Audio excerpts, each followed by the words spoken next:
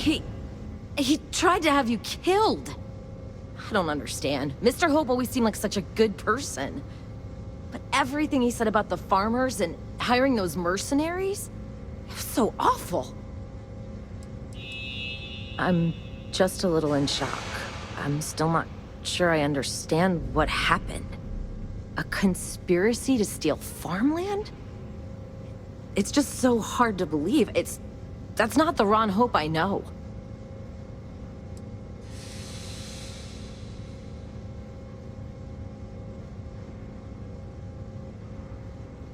No, you're wrong. That's not all he was. He always looked out for us, for his employees.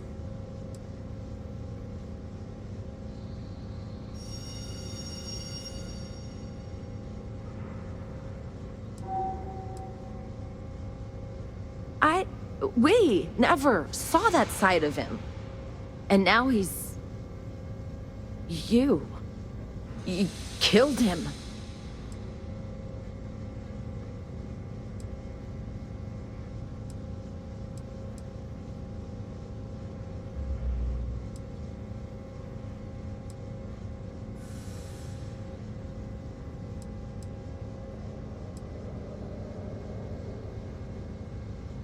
Is that what this was? Justice? It felt more like an ambush, followed by an execution. What happens to us now?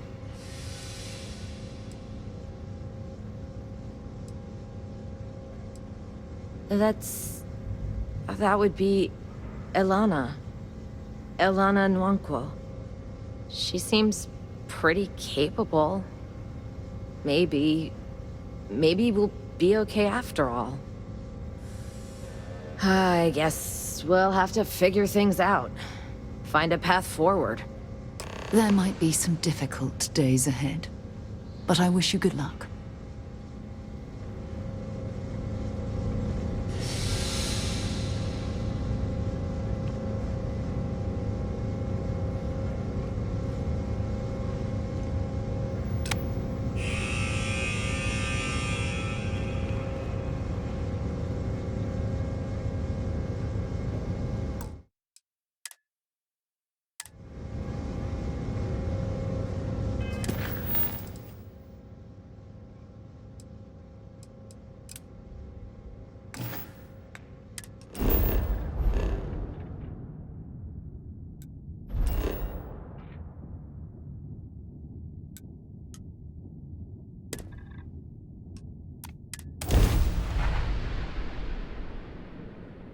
Engage and blow them to shit.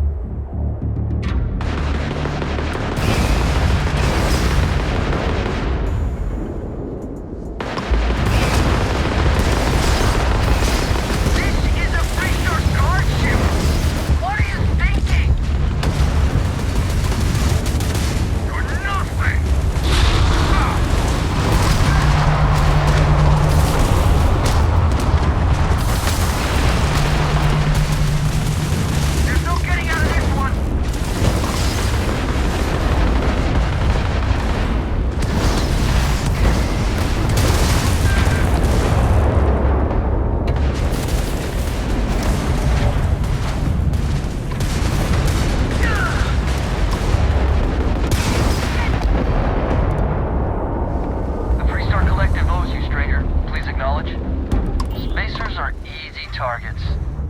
I think we had it covered, but I expect some people owe you their lives. Any way we can repay you?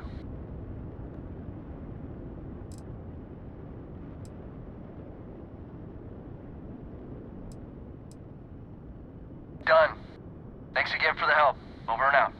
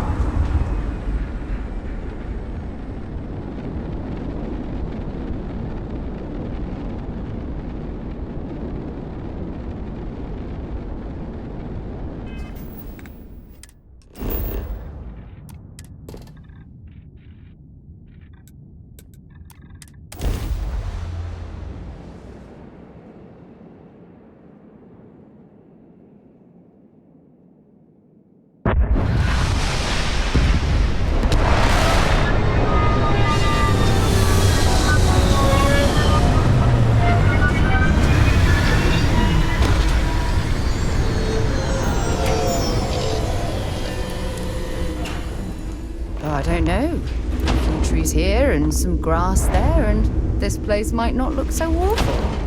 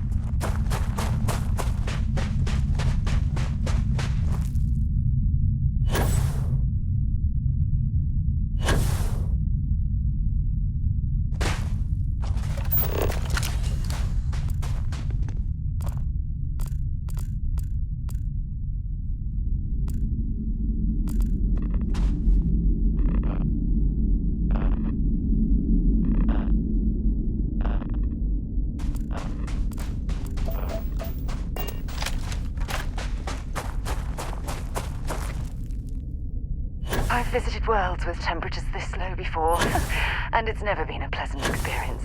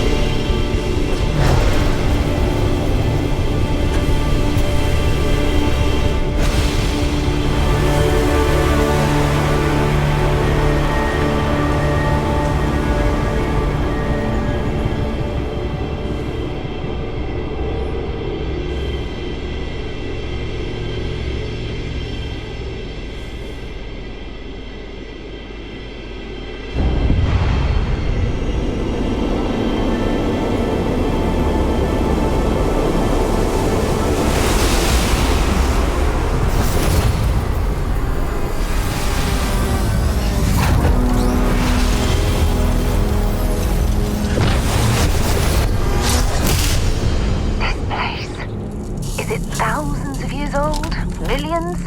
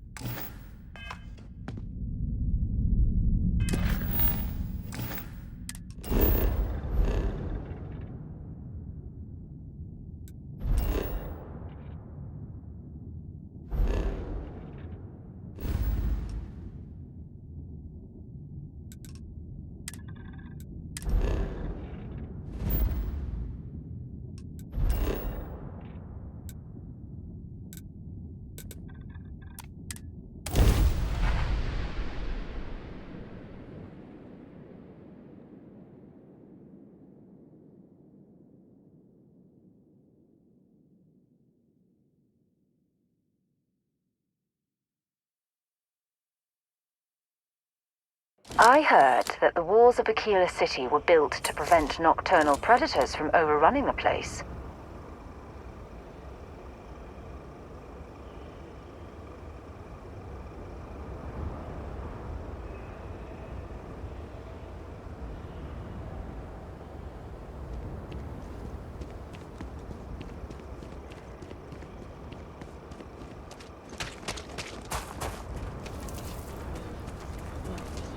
The services tech is in the hut up at the front. You need it.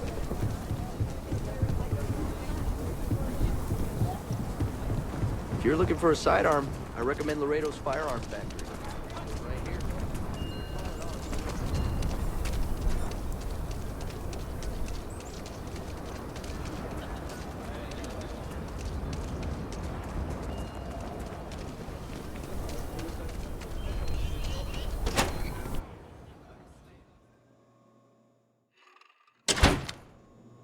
What?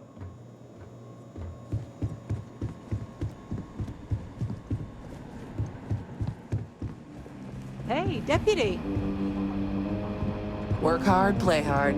That should be the Freestar motto. Good to see you back safe, Deputy.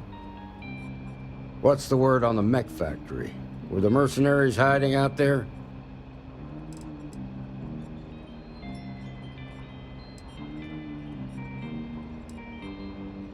I take it that they weren't too much trouble for you, given that you're standing here.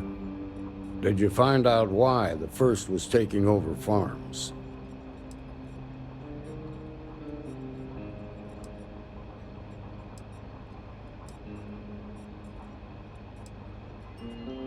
What? Ron Hope? That's one hell of an accusation, Deputy. Are you really that surprised? Hope's always had a reputation as a man who'd do anything to succeed. He's on the damn council, Emma.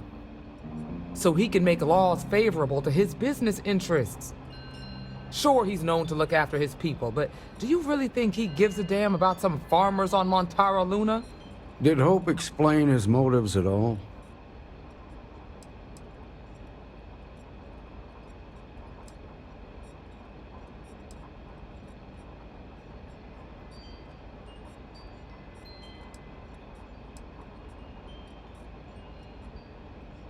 That has a familiar ring to it.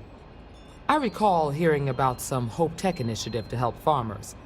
At the time, I just figured it was a PR stunt. Seems a little more sinister now. Please, tell me you've got some evidence to back up these extraordinary claims.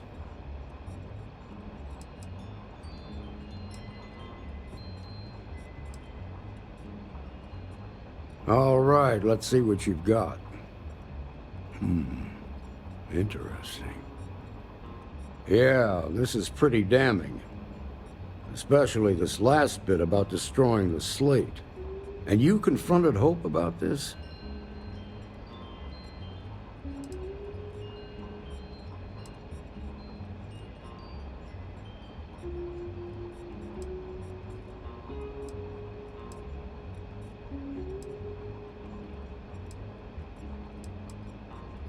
Damn. This is going to send shockwaves throughout the Freestar Collective. If the people can't trust their leaders, anarchy could follow. Have a little faith, Daniel. We're not the United Colonies. One bad apple won't spoil the whole damn barrel. Easy for you to say. You ain't the marshal. Not yet, but you ain't gonna live forever, old man. While we've got you here, there's one last piece of business to take care of. Emma, would you please? With pleasure, Marshal. When you first joined us, I told you that you'd undergo an evaluation process. There's one thing left to do. A simple question. Do you feel ready to wear the badge of a full-fledged Freestar Ranger?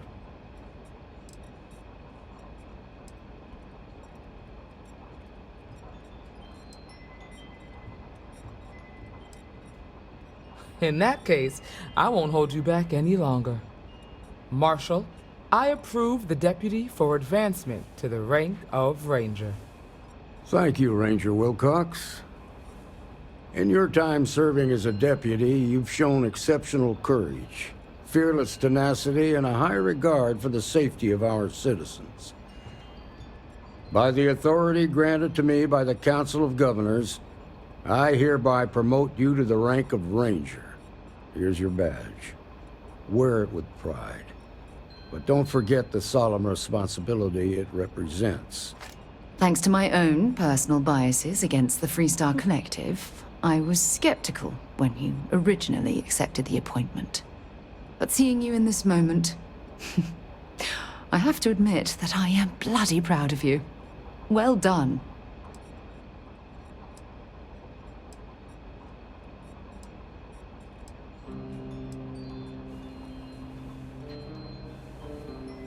You've shown that faith was well placed. Let's hear it for our new Ranger. Well done. Way to go. Great job, Ranger!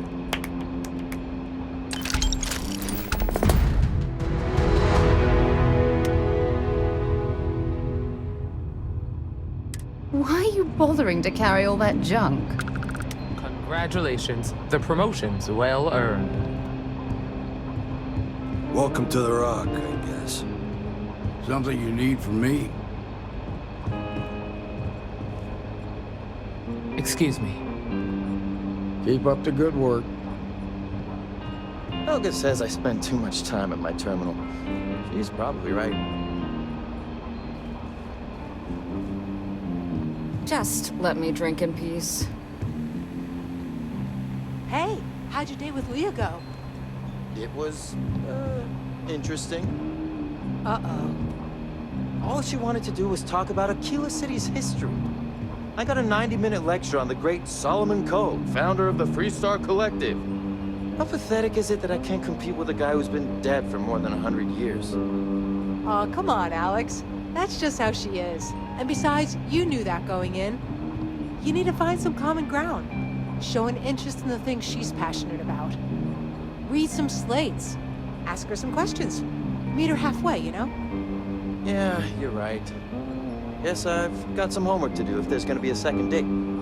That's the spirit.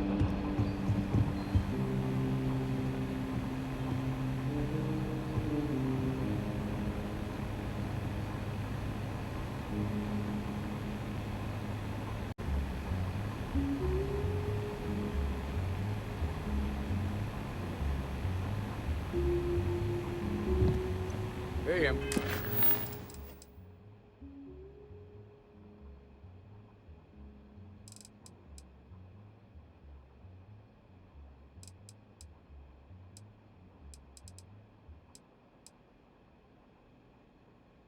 Oh, you wanted to work?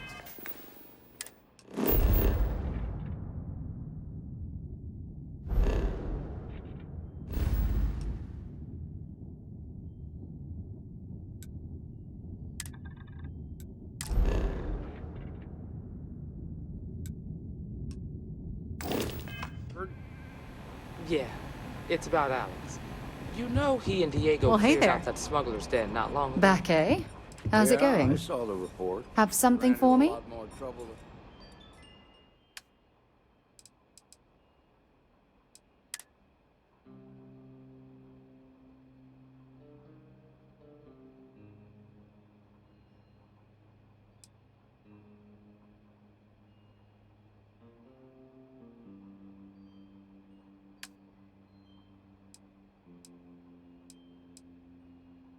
they were expecting by the sound of it. Right.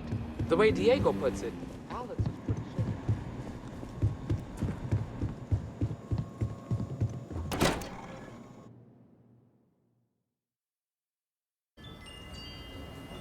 Journalistic integrity at its finest. SS in hand.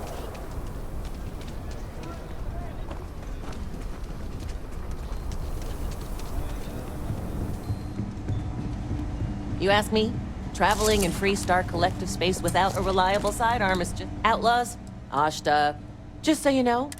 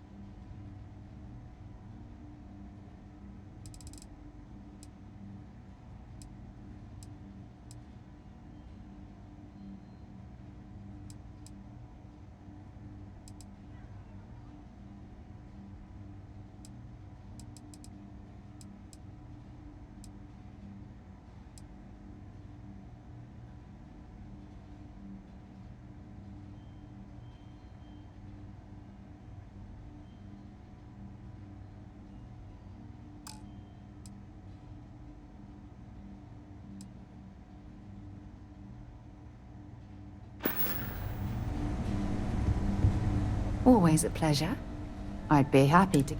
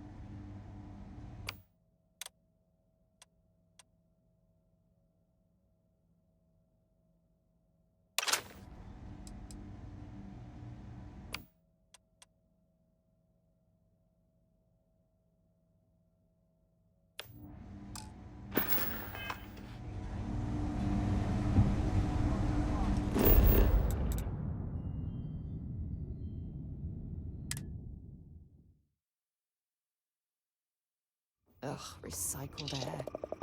Just isn't the same as the real thing.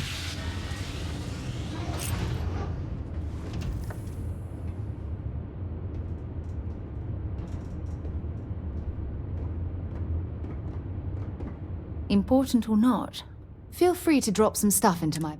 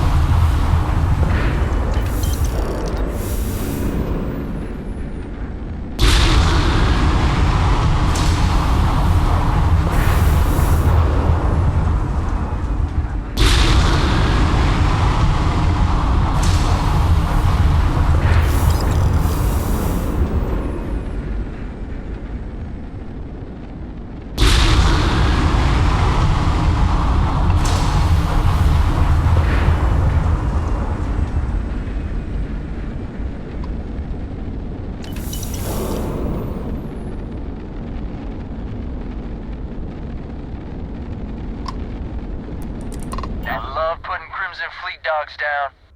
I think we had it covered. But I expect some people owe you their lives. Any way we can repay you?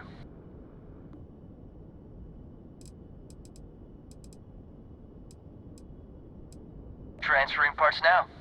I can't stay here gabbing all day. Fly safe.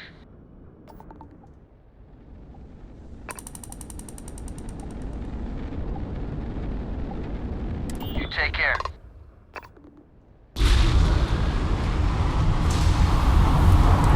Thanks again for the help. Over and out.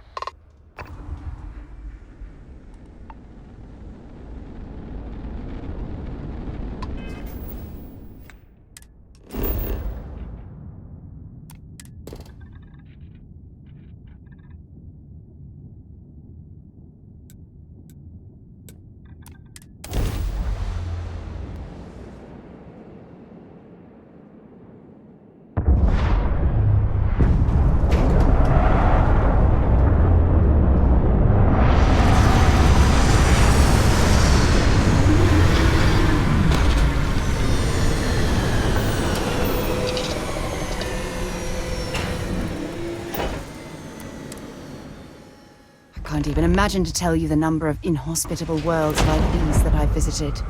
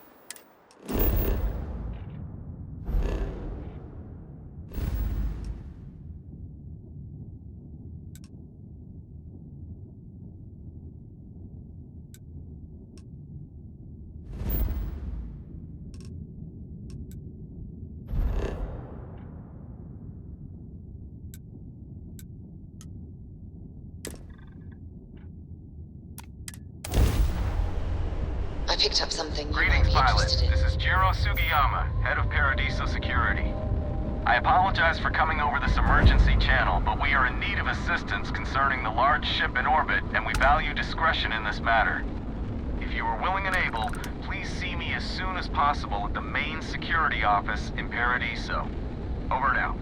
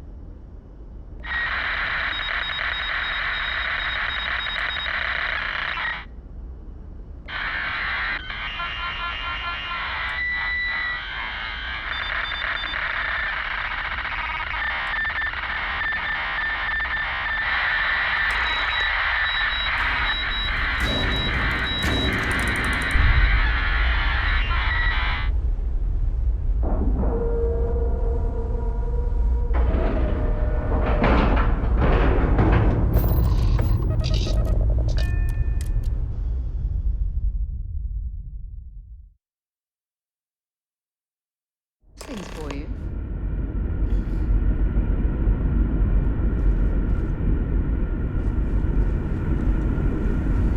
Stay alert.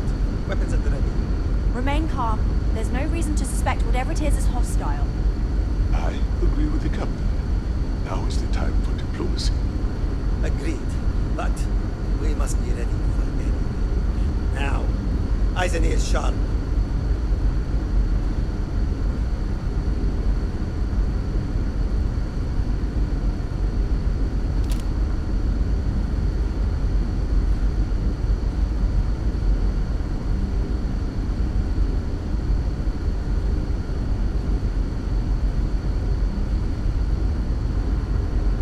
You're human. Oh, we're human. From the planet Earth in the Sol system.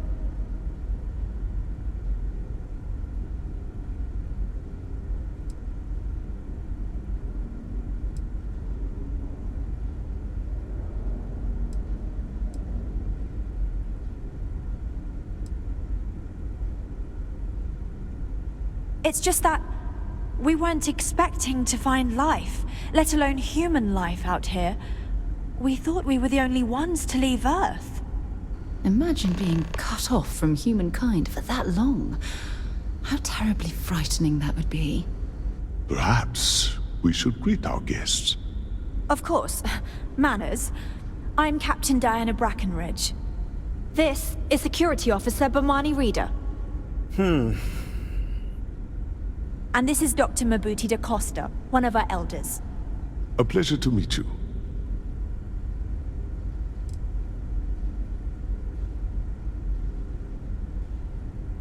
You've come aboard the Earth colony ship, Constant.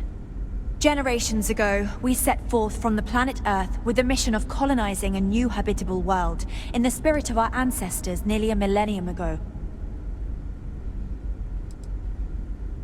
I see. As you may have presumed, we're in a bit of a bind. Our ship has finally completed its near 200-year journey from Earth, only to find our new home seemingly colonized by, well, we don't know. Communications haven't been successful, so your arrival is fortuitous. Perhaps you'd be willing to act as a middle person between ourselves and the others.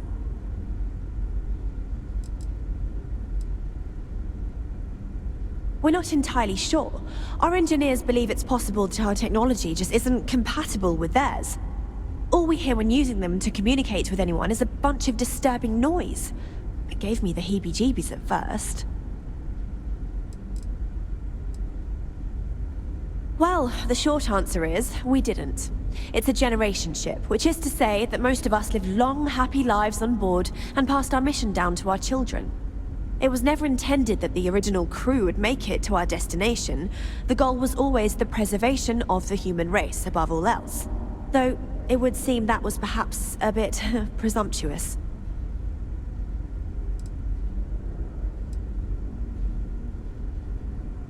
We do. Well, sort of. We saw structures using our surveying equipment. We've also seen the various ships pass us by. Some even seemed to want to communicate, but couldn't. Of course, we had no idea that they were being piloted by other humans. Ah, your question confirms one of our recent theories. It would seem that some form of faster-than-light travel or space-bending technology was invented during our long journey. That would explain why we would find people this far out into space. I guess technology leapfrogged us at some point. Interesting. I can only imagine that our predecessors didn't believe the technology would ever work, and so they made the decision to leave when they did.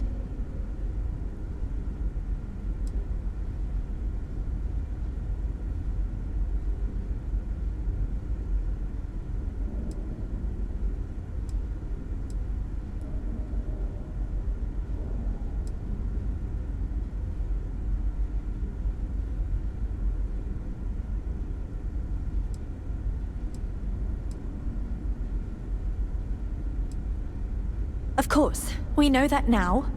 Human or not, we were still unable to communicate our intentions. As soon as we discovered them, we fully expected negotiations would be necessary. Now then, please follow me. There's much to discuss first. We'll speak more on the matter once we reach the bridge. Dr. DaCosta, you may return to your quarters if you wish. Thank you, Captain. I will follow you to the bridge, ma'am. For security purposes. I do not believe we have need to fear our guest, but I'll allow it if you insist. Welcome to the Earth colony ship Constant. In the early 2100s, my ancestor, Rupert Brackenridge, researched a number of scientific scenarios: climate change, asteroid impact, nuclear war, global pandemic, and more. Each scenario showed the likelihood of an extinction-level event to be within 50 years. He fully believed Earth was destined to be rendered uninhabitable. We've always assumed that's what happened. Just because So, our equipment's he gathered the old best and doesn't brightest he mean could it won't find, work to take built the down Constant, troublemakers. and set a course for this planet here. We were told that it was the largest, most advanced ship ever constructed on Earth at the time. If you can believe, entire generations have been born, lived, and died on this ship. It really goes to show that there are no limits to human ingenuity and perseverance.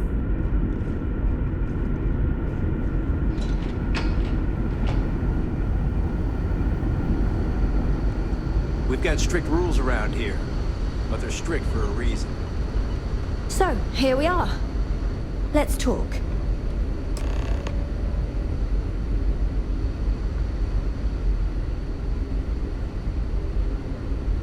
No matter the outcome, I won't let my crew down. I think I'm coming up on 6 years now. I was only a teenager when my father died, passing command of the ship to me, as is tradition. Because of that, I've had to sort of learn as I go along, instead of taking years of study and apprenticeship under the prior captain. I think some people on the ship resent me for not having the level of experience as my predecessors. But at the same time, without my command, we likely wouldn't have made it here so quickly. A bit frazzled, as you can imagine. People are anxious about discovering that we're not alone, and also worried about what will come to pass.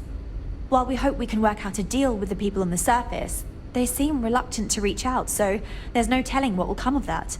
I do know that we can't afford to stay here in orbit forever. The ship was built to sustain us for many years with backup provisions just in case, but even that will come to an end eventually. Difficult is the wrong word. It can be both challenging at times and also exciting. Our mission was to rebuild humanity on a distant world, believing that we were Earth's last hope. To think that while there has always been a Brackenridge in the captain's chair, that I am the one to finally oversee our journey's end is truly exhilarating. But with this stumbling block in our path, at this final moment, I fear tough choices will need to be made.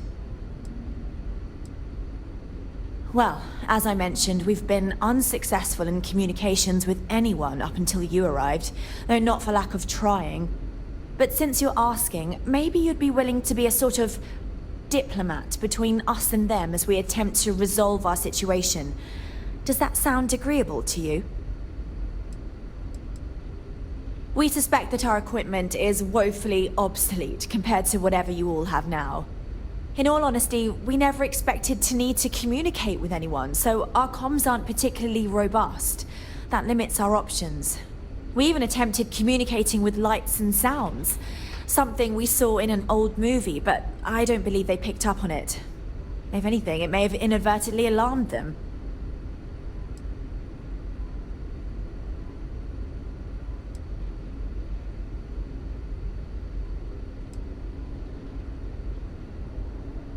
We know there's a settlement on the planet below, meaning people were here before us. You see, we intended to settle here, but we assumed that they intend to defend their claim given their presence here. We'd like you to go speak to them on our behalf and help us negotiate a solution, preferably one that favors us.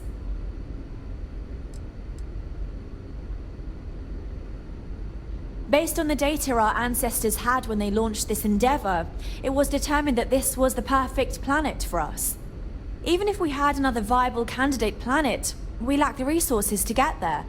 And as you know, it took us 200 years to get here. Our people have no desire to go back to drifting the stars so their children's children can possibly settle on an inferior planet.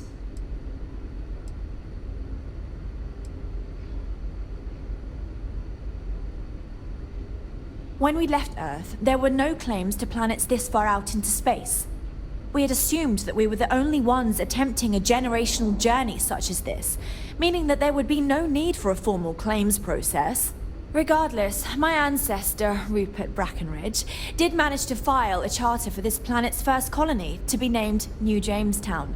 According to his records, no one took it seriously when he filed it, so likely it was either ignored or the records were lost to the ages. Given humanity's lack of interest in colonizing the far reaches of space at the time, it shouldn't have been a problem, but again, here we are now.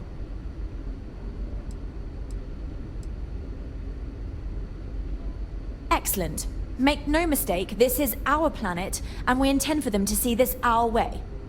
So, speak with their leadership and see if you can negotiate a solution on our behalf. Preferably, get them to see things our way. Report back to me and let me know what they say, and we'll go from there.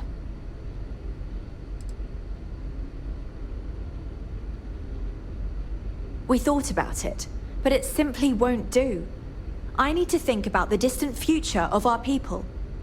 Sure, our first settlement may be small, but our predecessors dreamt of our new civilization spreading across the globe.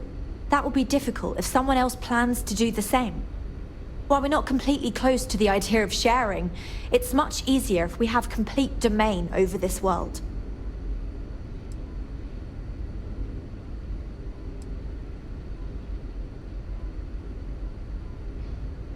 Now, it makes little sense to give up before you try. Thank you, and good luck.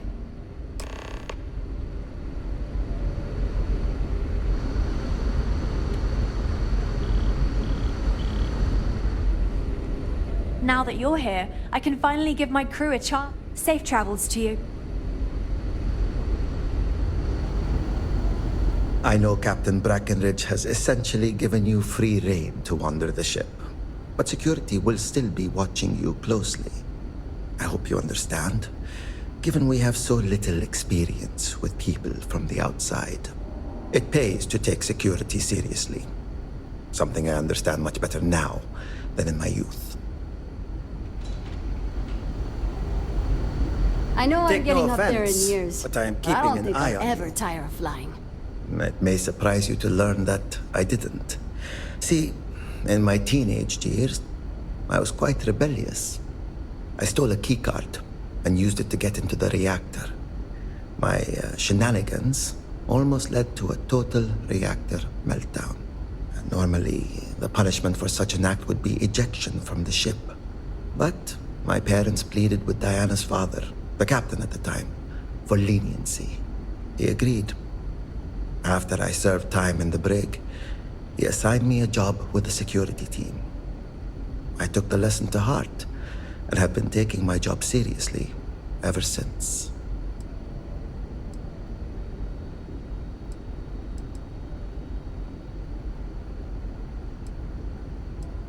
Agreed. If not for that incident, who knows how it would have ended for me otherwise. Crew management is certainly a tricky endeavor, and it takes a skilled captain to know how to deal with difficult decisions like that. I will always be grateful for how it was handled. I don't have much basis for comparison. People tend to stay in line, but when they don't, I imagine it can be more challenging than out there. We only have a small brig, so in the few cases where there was widespread disorder, we needed to improvise. I'm told that has only happened once in our entire history. There was a brief revolt under Captain Brackenridge II when he amended the rationing laws. Prisoners were confined to their quarters. After the trial, the leader of the mutiny was exiled to space. We take security threats very seriously, for obvious reasons. We had time to prepare ourselves since we arrived in orbit around this planet. We knew there was life, and the predominant theory was that it was human life. When you approached, we needed to be careful. Both because you presented a potential threat, but also potential salvation.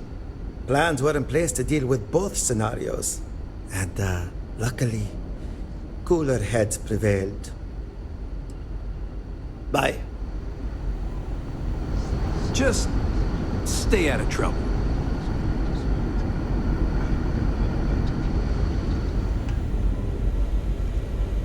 Hey! So it is true. An actual stranger aboard our ship? Wow.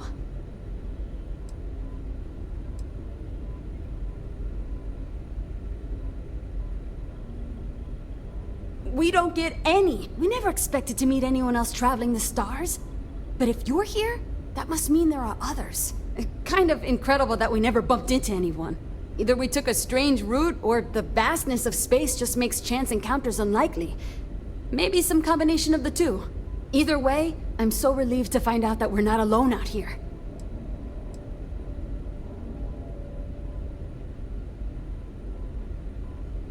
Oh my gosh, yes, of course! It never occurred to me. I've always taken it for granted that everyone just knew each other. I'm Yue. Sorry, this is just incredible.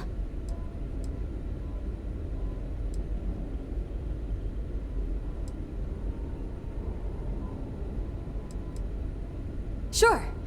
Well, unless there's anything else you want to talk about. It's incredible.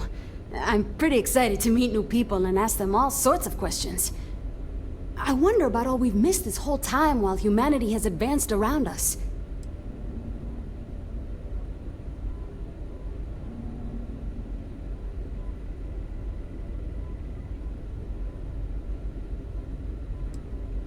Oh, I'm the navigation officer, though I switch between nav and piloting. I'll be honest, the ship pretty much flies itself.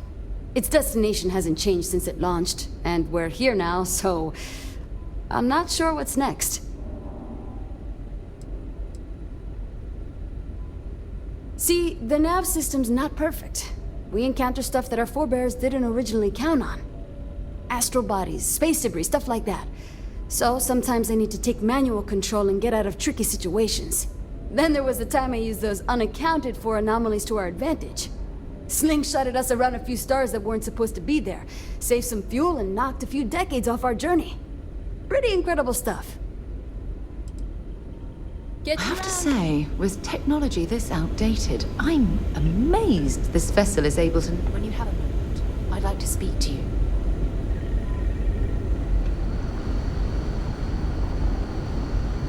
The Constant is a peaceful ship. Don't change that. Hey there. Hey! We didn't believe anyone would be out here, but I'm glad for it. Never seen a ship like yours before. Then again, I haven't seen any ships before you arrived.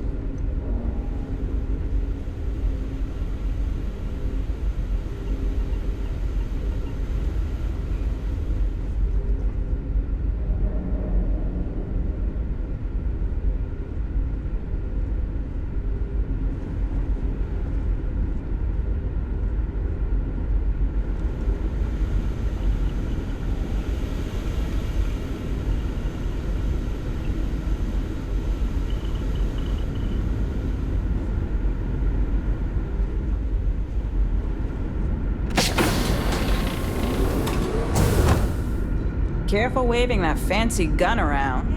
You don't need to see what it can do. When you have a few moments, there's something I'd like to discuss. Ron Hope was a real piece of work, wasn't he?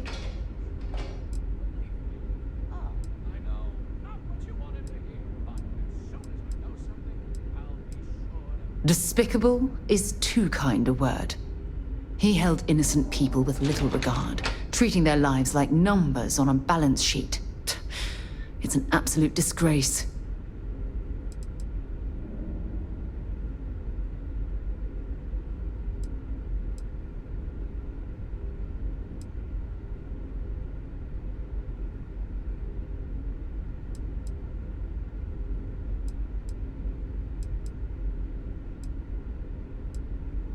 Yes, at least the situation's been resolved. Letting him off the hook would have been a terrible injustice.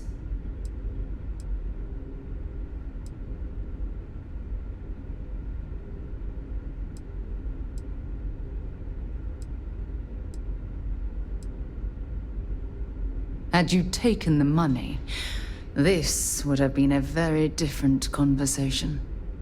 I'm proud of you. It took a lot of integrity to say no to that offer.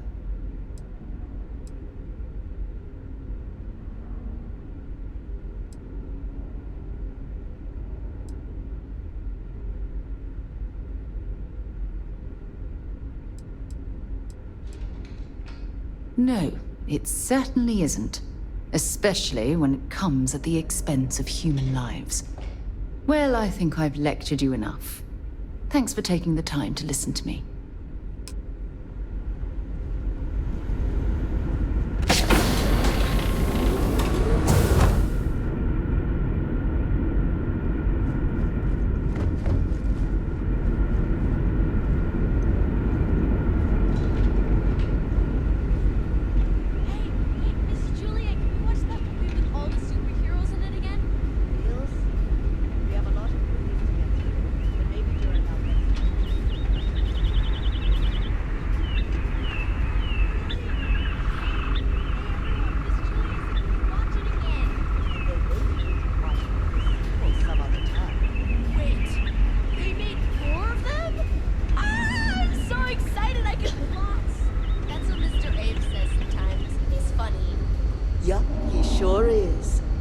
Anyway, I think you still have some more school work to do.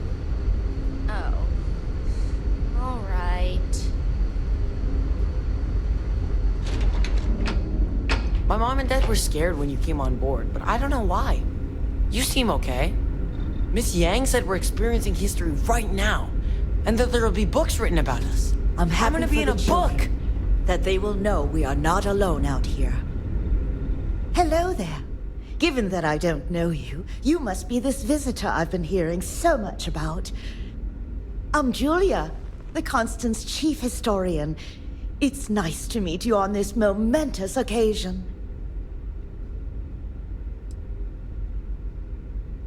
If you ask around, people will either tell you my job is absolutely critical to the mission, or I just hang out, read, and watch movies. There's more to it than that. Officially, I'm assigned to the role of chief historian. Generations ago, it used to be lawkeeper of humanity, but that seemed a bit too lofty. While I don't think my job is as important as captain, engineering officer, or cultivation manager, it's still vital to our mission. I do. But sometimes it's frustrating to convince some people that my job is important, since it's not directly related to our continued survival. There was a time where I thought my sister was the lucky one, running the hydroponics farm and being responsible for feeding everyone on board. But I grew to like my work, and working with children is nice, especially since I'll never have any of my own.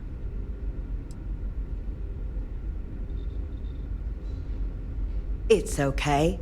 I don't mind you asking. I'm actually proud of my choice.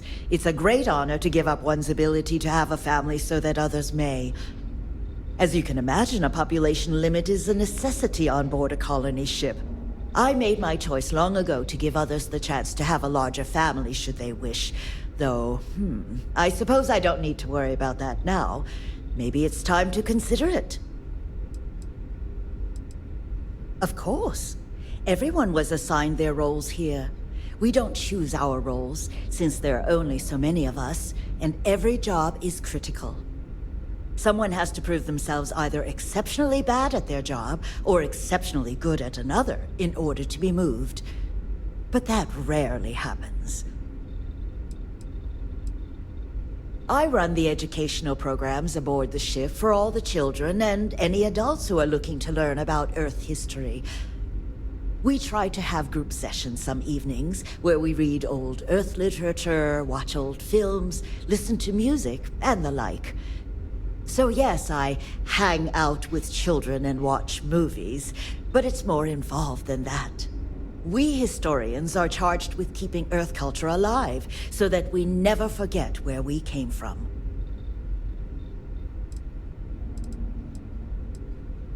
Thanks for saying so. As chief historian, I can tell you a lot, probably. What do you want to know? ECS stands for Earth Colony Ship. We wanted a fairly inclusive name to represent the planet, and not a particular nation of origin. There was an old colony ship that sailed across the oceans of Earth from a country called England to settle on a new continent. It was called either the Susan or Sarah Constant. No one seems to know for sure, so ours was shortened to just Constant. Ironically enough, that ship also reached what they thought was new land, and found it populated when they arrived. As chief historian, I can tell you a lot, probably. What do you want to know? Well, we launched Tuesday, September 27th, 2140. So, about 190 years now. Would have been longer, but it turns out we have an ace navigator who saved us some time with some tricky maneuvers. We're the descendants of wealthy elites, intellectuals, artists, scientists, and others who left Earth in 2040 to spread humanity to the stars. The thinking was that Earth's days were numbered for a variety of reasons. Our finder, Rupert Brackenridge, had the foresight to plan for the worst. Thus, he constructed this colony ship to settle what seemed like the most habitable planet we could find, knowing full well it would take generations to reach. We suspected that we may have been the only ones to leave Earth, given that no one else seemed to have the same idea. I'm glad we appeared to be wrong. You know where to find me if you ever want to know more. I hope you'll come back. There's so much to learn. You're less weird than I thought you would be. I heard you came from outside the ship. I bet it was pretty cold out there. Miss Julia, I have a question. Sure. What is it? If there were animals on Earth, why aren't there any animals here? Oh. Well, there wasn't enough room on board when our ancestors left Earth. We only had room for people. What about the new planet? Will there be animals there? Maybe. We don't know yet for sure. But if there are, they probably look a lot different than the animals we studied. Oh, cool. I can't wait to find out. I bet you've been on lots of cool space adventures. Just like in the old movies. I wonder how many other planets are out there that we can live on. I bet there's a million. Captain Brackenridge says the future is bright, but I think the Constant was pretty bright too, so I don't really know what she means. I'm glad you're not an alien, but that would have been so cool.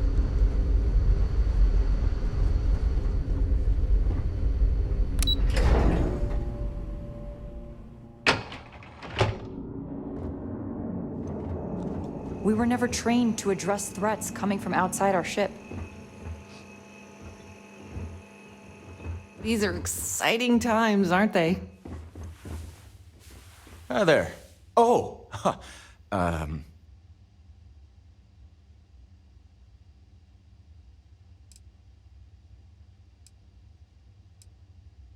Nice to meet you. And that's true. As you can imagine, everyone kind of just knows each other around here. Meeting new people isn't really a thing for us.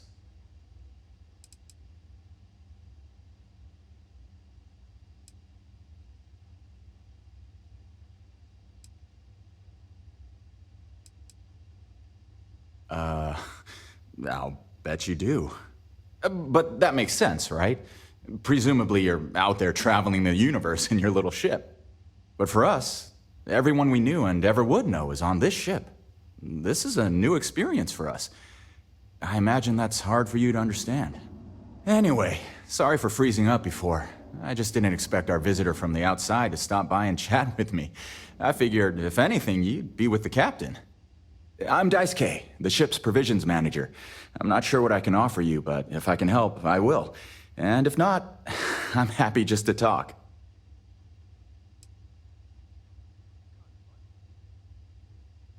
We manage. I know back on Earth, there used to be stores all over the place. Some that even specialize in specific types of goods, if you can imagine. But here, this is it. We have very limited supplies. Most of our stuff is recycled, even the food, in a roundabout way, if you know what I mean. It works out for the most part, because it has to. You'll sense a running theme with that around here. Not really. Things don't work that way here. It's not a shop like you hear about in the books and movies, or where you're probably from. Almost everything is communal or shared in some way, but sometimes people want a little something extra or special for themselves. So when that happens, they come to me. Mostly, I just keep track of the ship's inventory and help ration the supplies so we don't run out. See you around. I wonder what else is out there. I've lived my entire life in the Constant. I'm not sure how else to live. Boy, am I glad you weren't some sort of alien or something.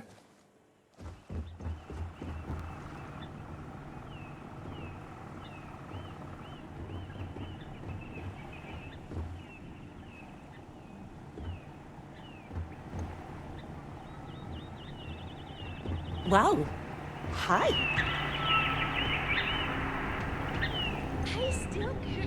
Now that we know what's out there, things are going to be more interesting from here on out. Keeping a 200-year-old ship running is no easy task. I was hoping to talk to our visitor from outer space, and here you are! Welcome, welcome! I have a million burning questions, but I won't overwhelm you. There will be plenty of time for that later. Please, indulge me just a couple. How did you do it? Did humanity finally discover faster-than-light travel and eclipse our poor old ship?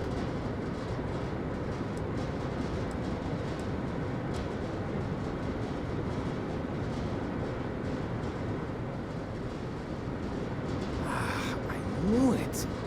It's incredible! I read about this technology in our archives from Earth, but it was only theoretical back then. Amazing! I'll have to learn more. Oh, I've got so many questions, but I'm being rude. I haven't even given you my name. Chief Engineer Kazemi, but you can call me Amin. And, I might add, I'm one of the reasons we're still floating out here today.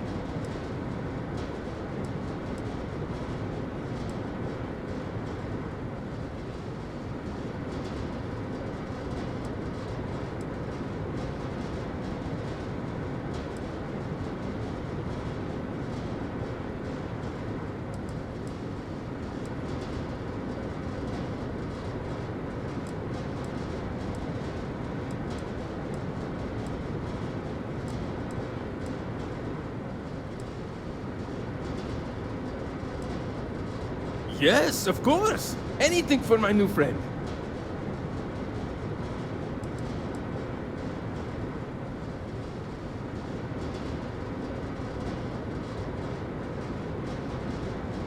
Ah, great question. I do not know for sure, but I can venture a guess. All of the reading I've done on the matter suggests that at the time, there was uncertainty that the technology would ever work, or if it did, that it would work at the scale we needed. So, I trust they made the decision to strike out when they did, fully believing it was the only way. I know, I'd be speechless in my presence too.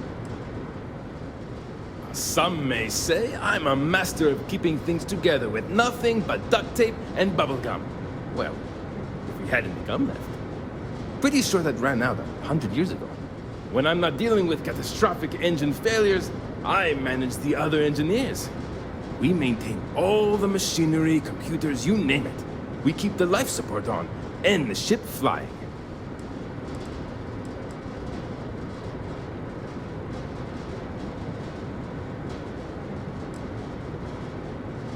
Many years ago, when I was a junior engineer, the reactor's computer burned out. The computer that controls the reactor's various regulators.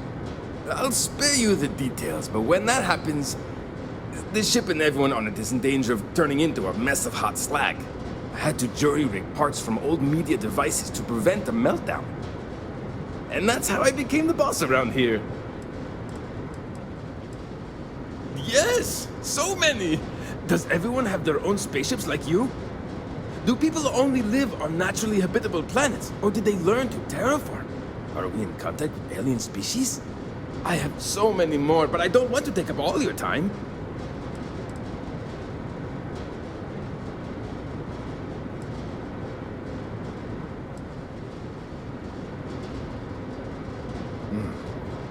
Disappointing, but not unexpected. When you showed up, I tried to tell the others about the Fermi paradox.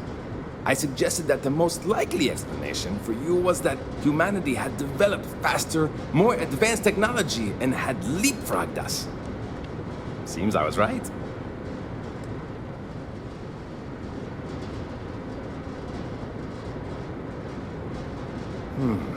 I'm not surprised. The amount of energy it would take to terraform an entire planet seems improbable. I can assume these types of colonies are strictly for mining and gathering rare resources, since there are nearly limitless habitable planets to choose from out there.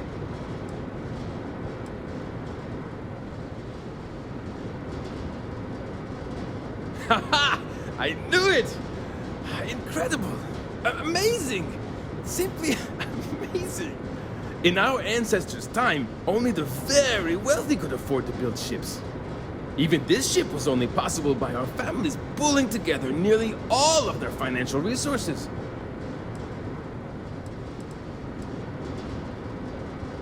Ah, thank you for taking the time to talk with me. I can have a bit of a big personality, I'm told. So let me know if I ever get on your nerves. So long! Sure is nice to know there are other people out there. I wonder what it's like out there beyond our little community.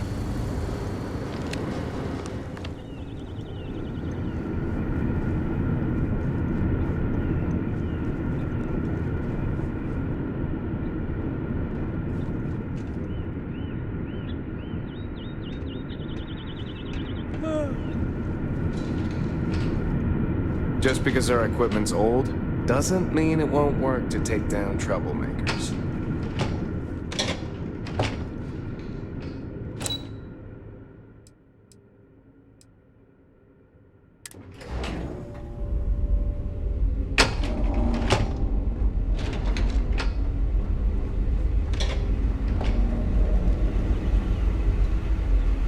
And to think all this time we thought we were alone. There's so much more to learn about now. Wow. I've heard about you. But here you are.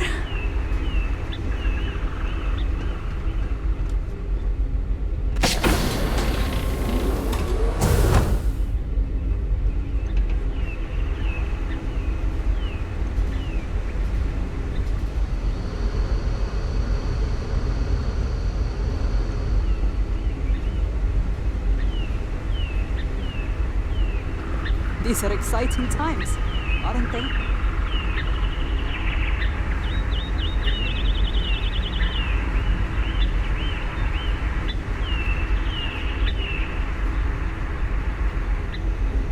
I've lived my entire life in the constant.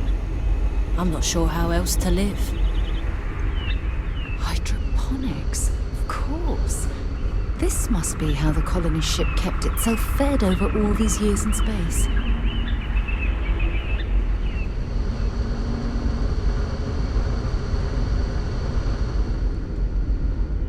We've got strict rules around here, but they're strict for a reason. Just stay out of trouble.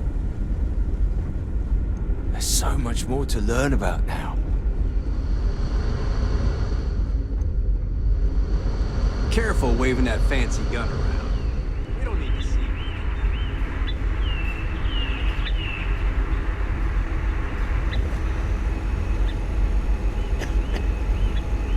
Oh, wow, you're new? Weird. Okay, wasn't expecting this. I guess I should introduce myself? I'm Janet. What's up? You?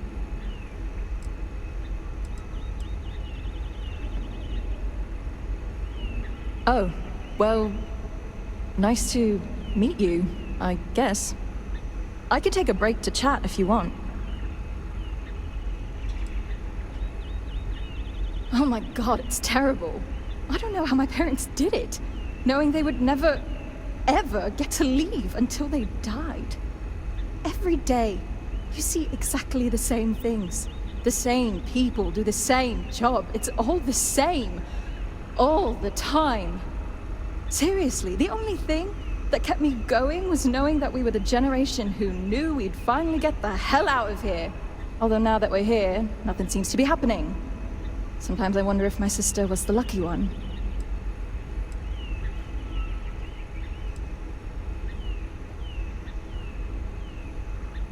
Maybe so. Look, I'm just frustrated with all this. I'm venting. Let me vent, please. Certainly not what I want to do.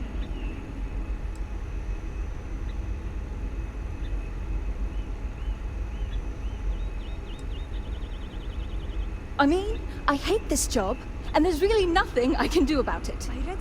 I'm the cultivation manager. Fancy words for farmer and fertilizer collector. I didn't have a choice. Most people don't. You get a job, and that's it. Like, I'm great at what I do, but I would enjoy doing literally anything else. Meanwhile, my sister Julia, she gets to hang out with kids all day and watch movies. The kids I couldn't care less about, but she doesn't even care about Earth culture. Ugh. If we ever land in our lifetime, See you, I guess. we might have to worry.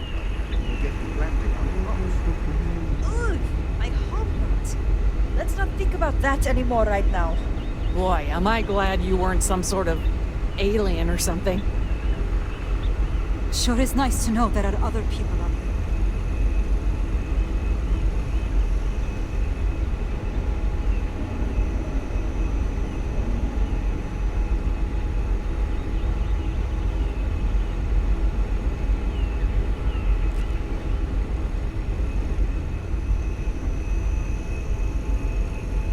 Wow.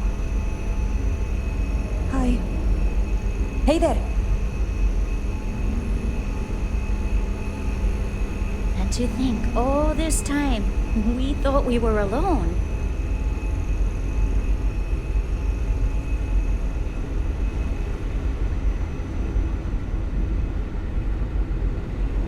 I wonder what else is out there. Hey!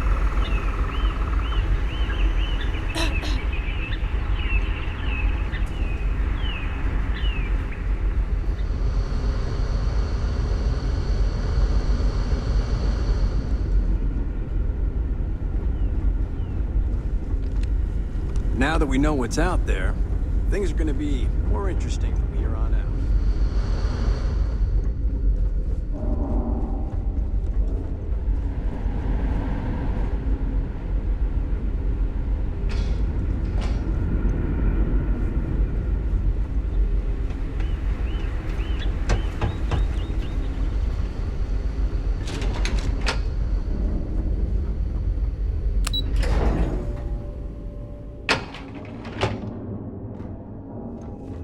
never seen a ship like yours before.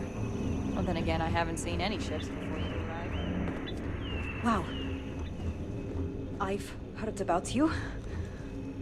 But here you are. We were never trained to address threats coming from outside our ship. I wonder what it's like out there beyond our little community. I wonder what it's like out there beyond our little community.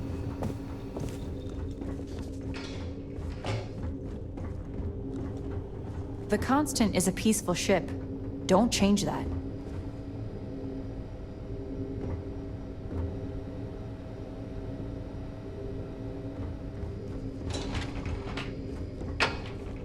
Just stay out of trouble. The Constant is a peaceful ship. Don't change that.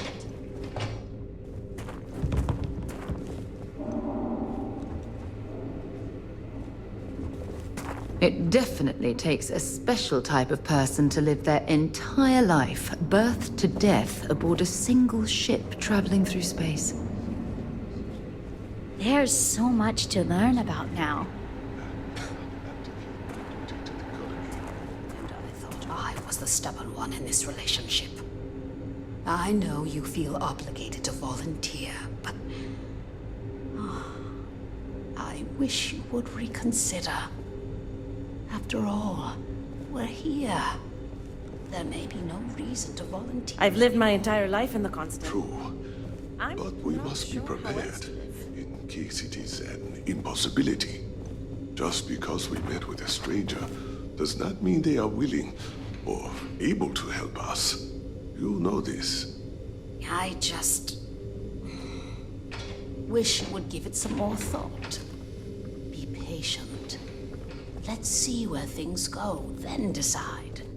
This is one case where once you make that decision, you can't take it back. Very well, my dear. I will not pursue it any further, and will speak no more of it for now. We'll talk more later. Boy, am I glad you weren't some sort of alien or something. It definitely takes a special type of person to live their entire life, birth to death, aboard a single ship traveling through space.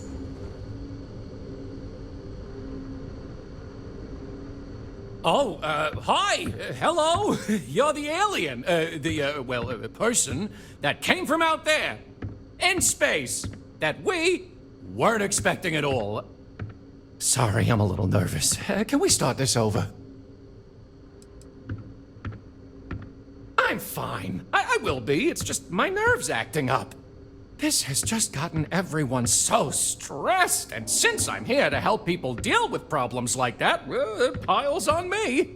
Abe, I'm scared. Abe, what if we can't get down to the surface? Abe, what are we gonna do? And so on and so forth. I've never had to deal with so much anxiety before, and I'm a pretty anxious guy to begin with. Just ask my husband. Yeah. Calming down. Here we go. Okay. Sorry about that. I'm Abe. Levitz. Abe Levitz. I'm the cabin manager here, so if there's anything you need during your stay, I'm happy to accommodate. Please do, even if you just want to schmooze.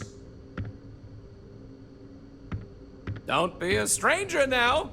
Oh, I've always wanted to say that.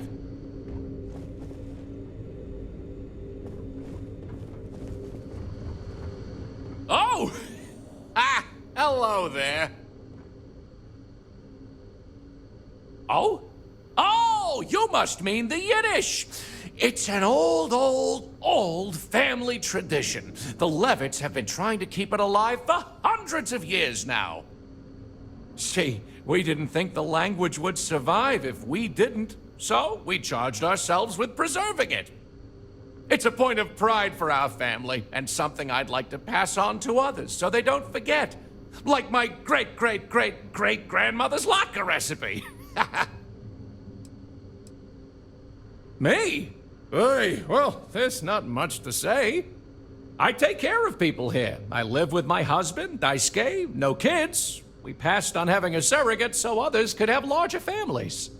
Instead, I get to spend time with everyone in their families here. They call me their bubby because I'm like the grandmother they never had.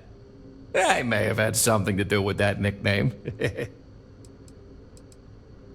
Ah, glad you asked! I coordinate cabin maintenance, plan activities, even help settle domestic disputes. It's a demanding job, but in short, I'm here to keep people happy. I try to keep both the kids and adults entertained. Scavenger hunts, sing-alongs, fun little art projects, you name it. We also have regular media nights where a historian, Julia Yang, screens old movies, plays music, and exposes us to other Earth media.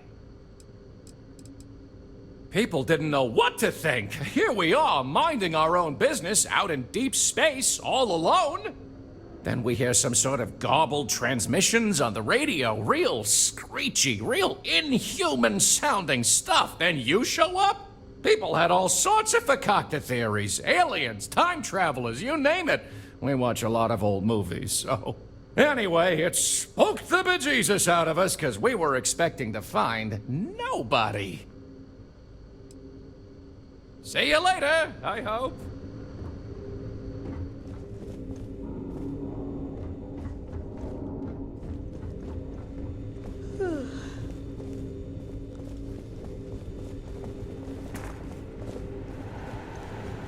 Wow, I've heard about you, but here you are.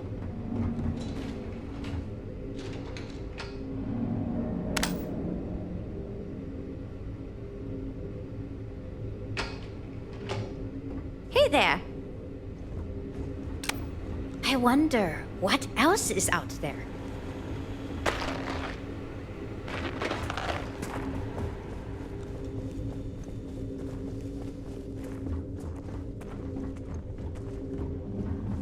We've got strict rules around here, but they're strict for a reason.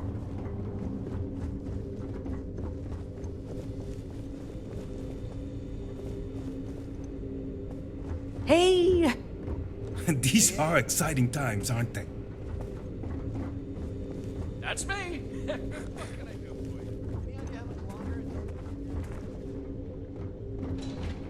We were never trained to address threats coming from outside our ship.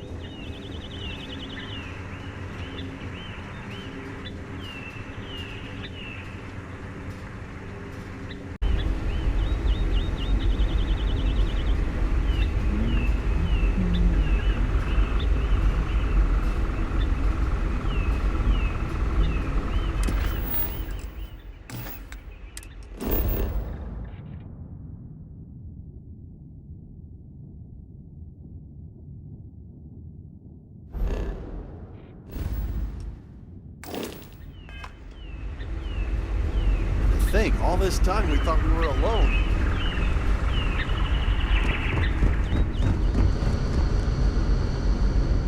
The Constant is a peaceful ship. Don't change that.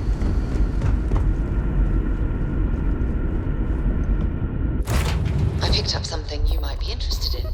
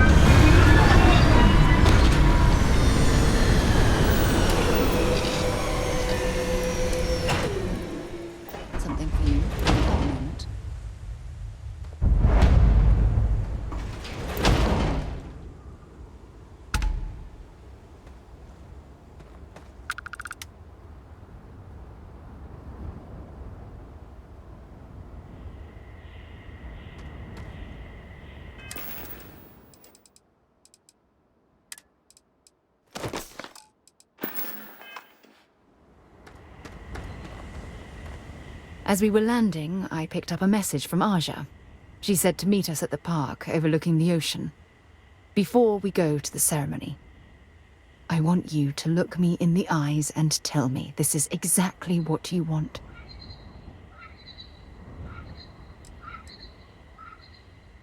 I don't know.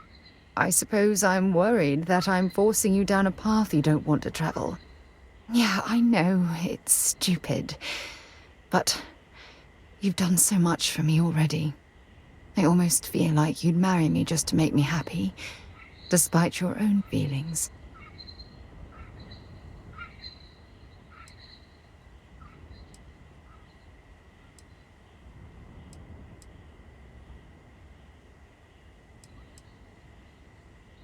I just melt when I hear you say things like that to me. I love you, and I'm forever thankful to have someone as amazing as you in my life. Now come on. Aja is waiting for us.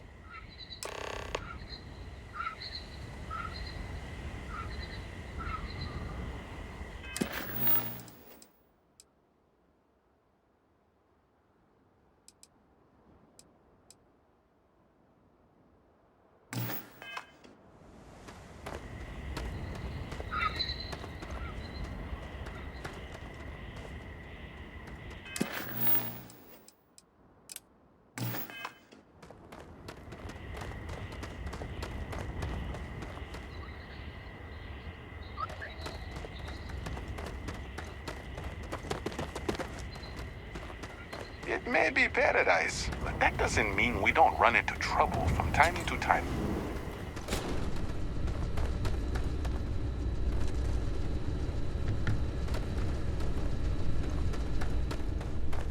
Paradiso Security's only here for your safety.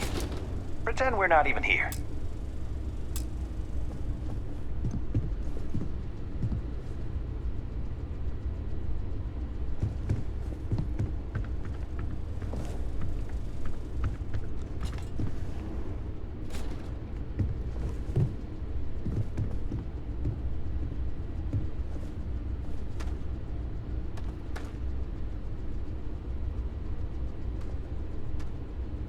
Welcome to Paradiso. Jiro Sugiyama at your service. Do you have a security concern, or is there something else I can help you with? Honestly, it's not as exciting as you might think most of the time. More often than not, we're just handling drunk and disorderly conduct. Heck, even pirates leave us alone for the most part. I think it's because some of them actually vacation here. As long as they're not bothering anyone, we've been told not to worry about them.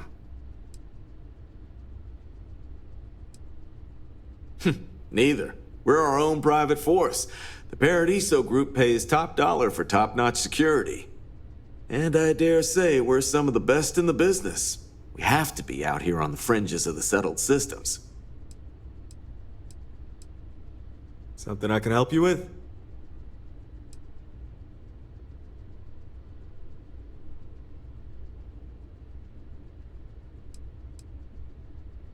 Ah, it has a name. Good. Then you're already familiar with the situation, I take it. Do you know what they want?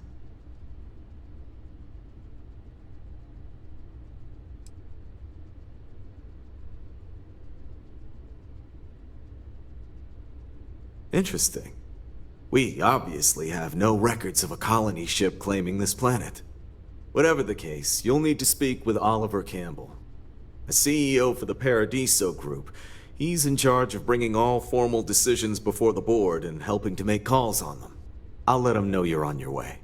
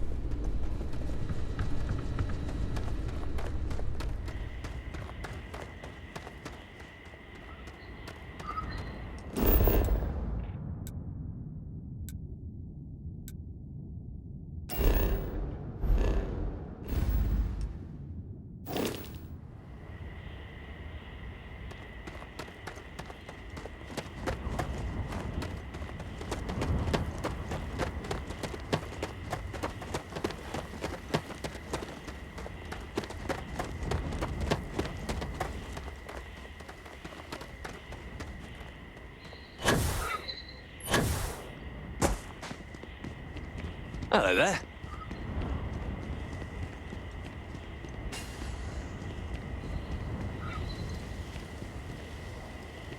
Hope you're having a pleasant day.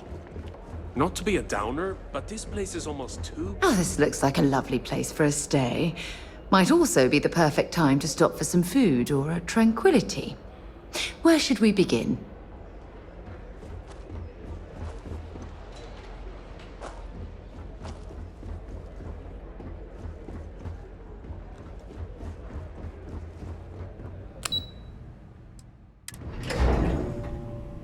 Things for you.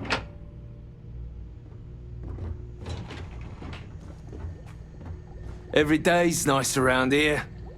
But I think you caught... Excuse me, you can't just waltz in there.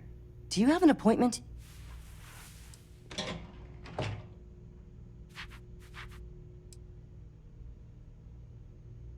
I really don't, and I can't have you barging in on the executives while they're working.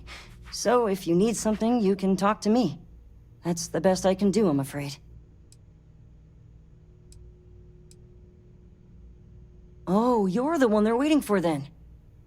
Do you need anything else from me before you meet with the board? What I could tell you would get me in a lot of trouble. Most of them are typical C-level execs. I doubt you even need to use your imagination for that. The ones that show up to work day to day, at least. I swear, I've never even met some of them, because they chill at their own private, secluded beach homes all the time. Anyway, be smart around Oliver.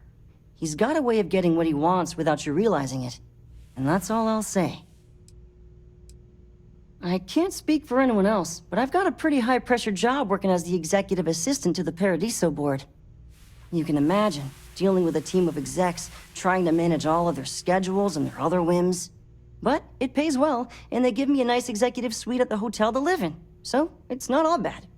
Free access to all the resort's amenities after work helps too. Sure. Have fun in the shark tank. And don't worry, even they call it that. Don't worry about us. We're just here to keep the peace.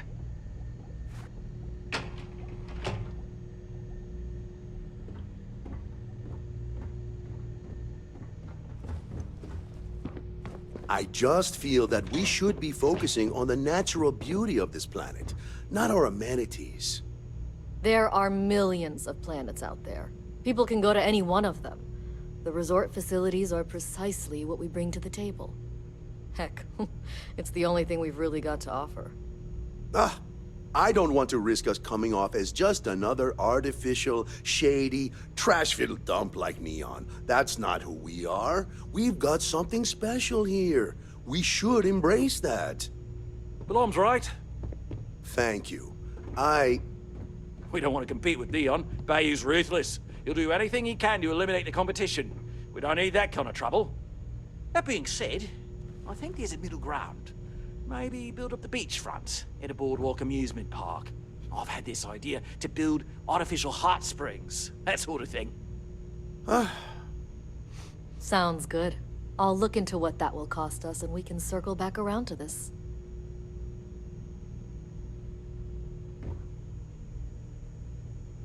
Just doing my part to make sure Paradiso remains a paradise.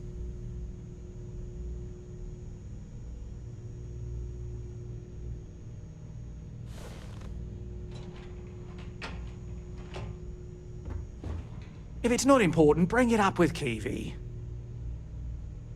I've been working on a new marketing slogan. Don't just imagine paradise. Blazing about the Live beaches it without a care in the Paradiso. universe. Not quite. We just don't answer to the Freestar Collective or the United Colonies. Makes things easier. We don't pay any taxes. We don't need to follow their laws. All the benefits, none of the drawbacks. And no one minds because half the politicians and other big shots love vacationing here. Works for everyone. We, the Paradiso Group, bought the rights to this planet years ago with the intent of turning it into the biggest and best resort in the universe. To that end, I'd say we've succeeded.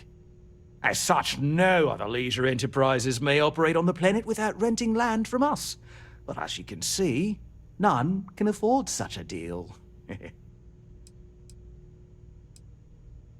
No, of course not. There's several more. We're just the ones who show up day to day. The others spend their time lazing on the beach or gallivanting off-world. Doesn't bother me, though. Less cooks in the kitchen means I get to make all the big decisions around here. Seems to be working out for us just fine.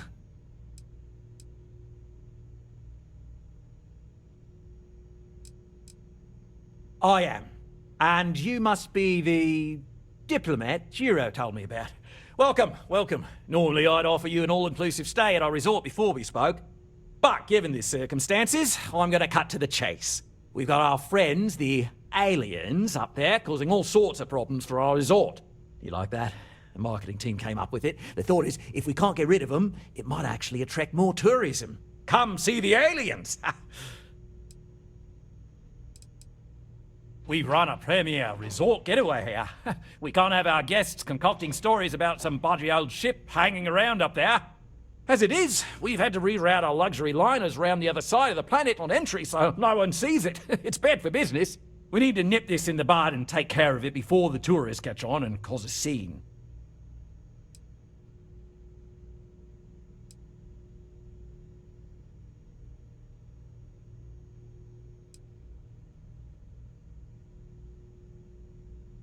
Despicable? Hardly. Just a backup plan in case we can't get them to leave. But you're right, no one's gonna buy aliens. Remind me to fire the marketing team. So tell me, what's the actual deal with this massive eyesore of a ship, besides scaring people away?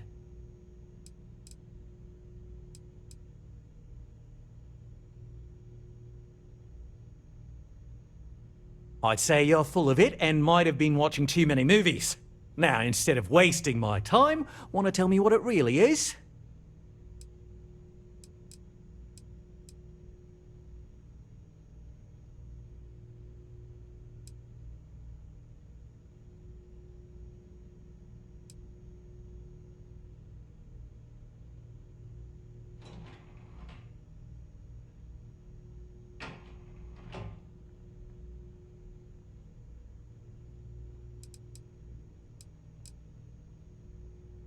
Well, that's something.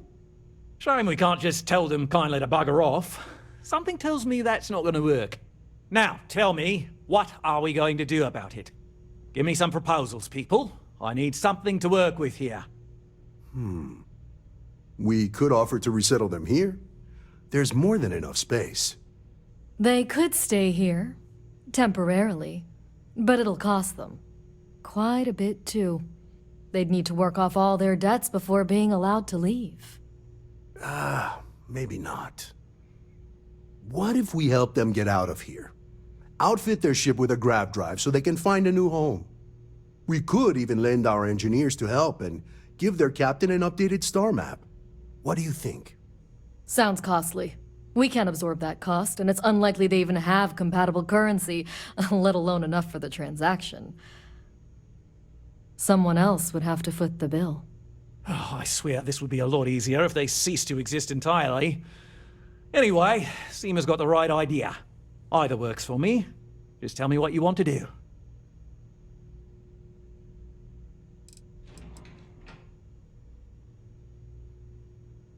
We own this planet, they don't. Here at Paradiso, we don't like leaving things to chance. Who knows what these people will do with their land? Imagine the landscaping disasters they might come up with, and how that might mar the satellite imagery of the planet in our brochures. No, much better to assimilate them into our culture if they come here to live, rather than leave it to chance.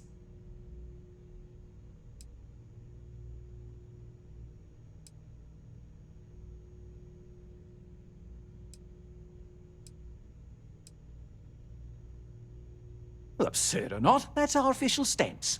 I make the decisions that are best for our entire group. You don't.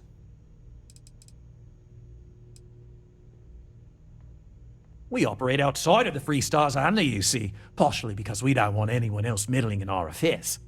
And we'd rather not draw attention to it. As I've mentioned, it could be bad for business. We'd much rather settle this independently.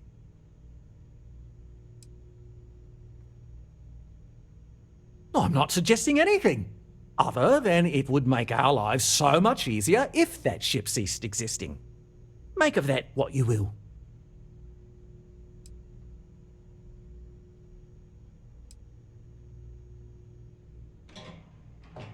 I didn't say that specifically. This would be a mutual contract for room and board in exchange for services rendered. Of course, there's no telling how long this arrangement will last, given the substantial costs we'd need to take on in order to accommodate them here, including their continued room and board. But this may save the resort on operating costs in the long term, as we'd be able to let go of some of our current paid staff.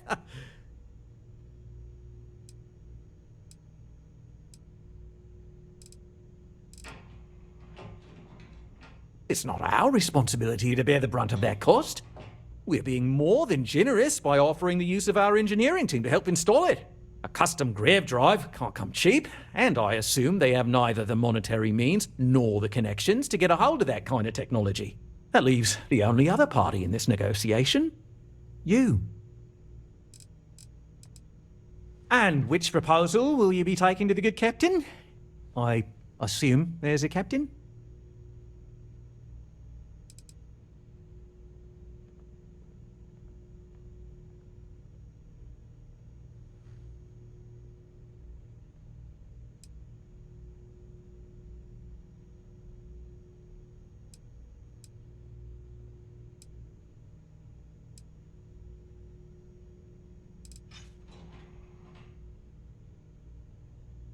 They'd be hard-pressed to defend their claim in any courts. Our charter goes back years. It was registered with both the UC and Freestar Collective, per the Centaurus Proclamation. We may be outside the settled systems, but that charter's official as can be. I'm sorry, but you're going to need to be the one to break the news to them that they need to make a compromise or leave.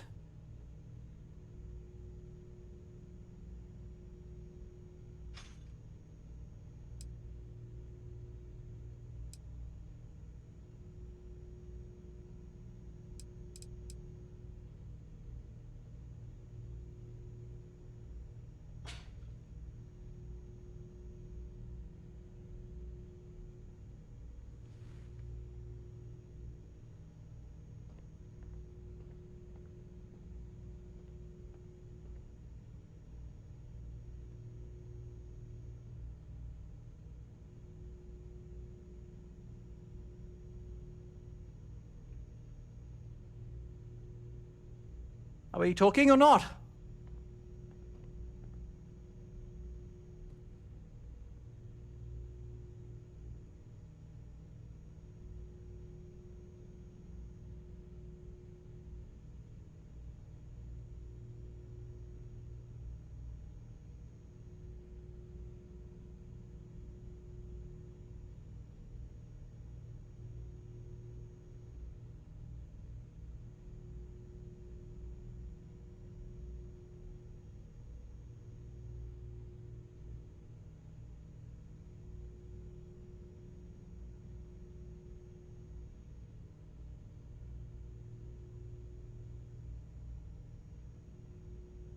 No worries, mate, but my time is valuable.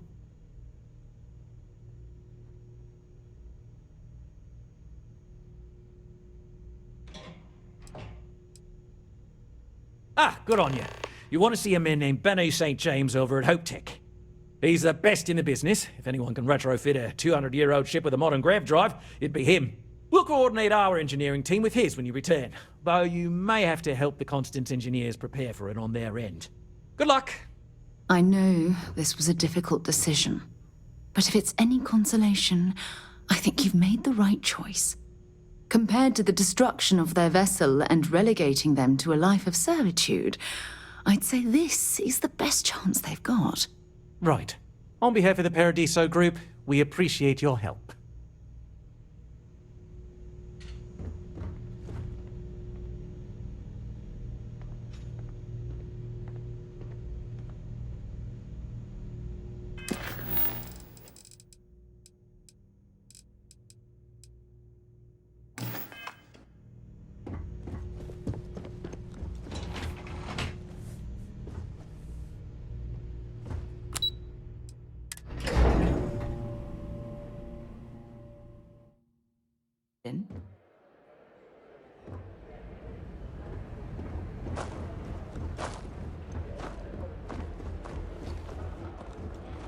No one's going to care if I call out sick from work for another week.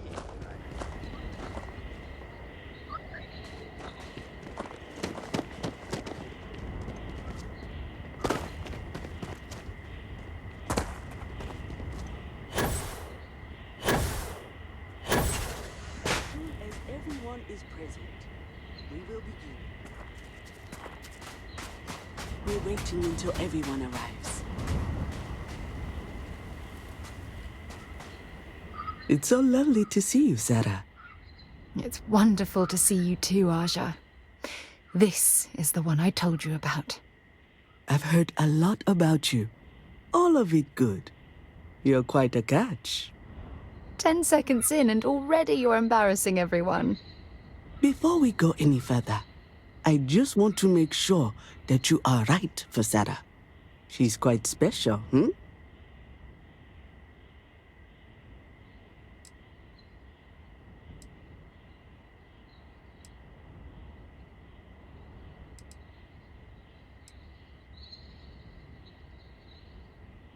Oh, God. Now you're embarrassing me. That's called love, my dear. You better get used to it. Well, I've seen enough. I can read people the moment I lay eyes on them. And you're going to make Sarah quite happy. Coming from you, Aja, that means a lot. Of course, Sarah. You know I always look out for you. Now, are we ready to begin the ceremony? Very well. If everyone's ready, then I'll begin. It's been years since Sarah Morgan and I have spoken. And though it might appear that we've grown apart, I feel that we've become closer friends than ever before.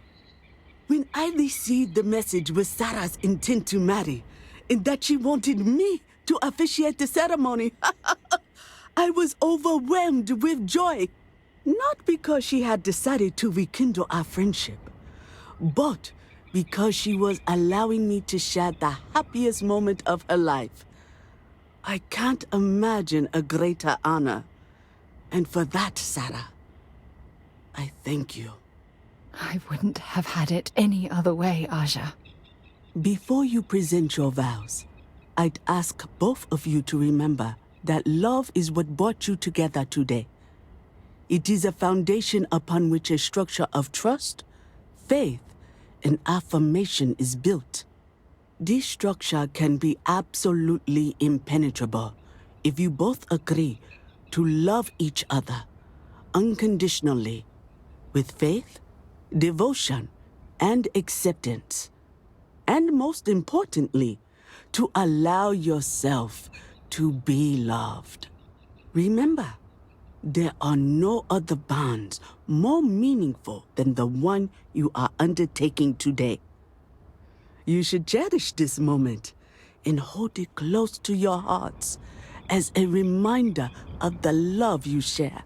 If you both are willing to abide by these words, then you can be assured that your lives will be filled with joy and happiness forever. That was beautiful, Aja. Thank you. Did you need a moment, Sarah? No, I'm fine. But I wanted to say something before you continue. When we stood beside that waterfall in New Atlantis, you told me that I deserve to be with someone who understands my feelings. It was at that very moment I realized I wanted to spend the rest of my life with you. Your love means everything to me. And I swear to return that love freely and unconditionally, without hesitation. This is my solemn pledge to you. From deep within my heart, from deep within my soul, for all eternity. And you? Did you have anything you wanted to say to Sarah?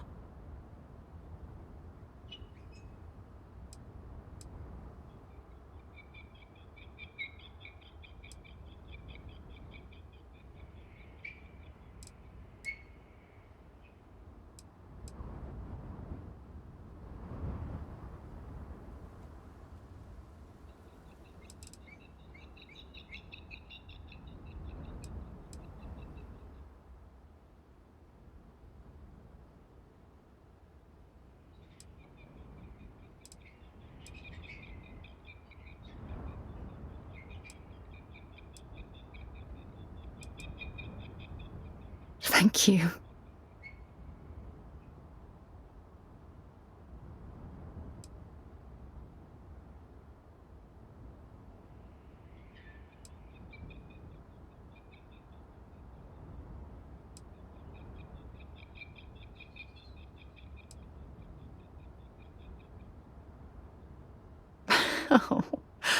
Oh, you're going to make me cry. You had a gift, Sarah? Yes. I wanted you to have this as a token of our love. I'm giving this to you as a symbol of the clean break I've made from my past. Oh, it would have been impossible without your help. And for that, I'll be forever grateful.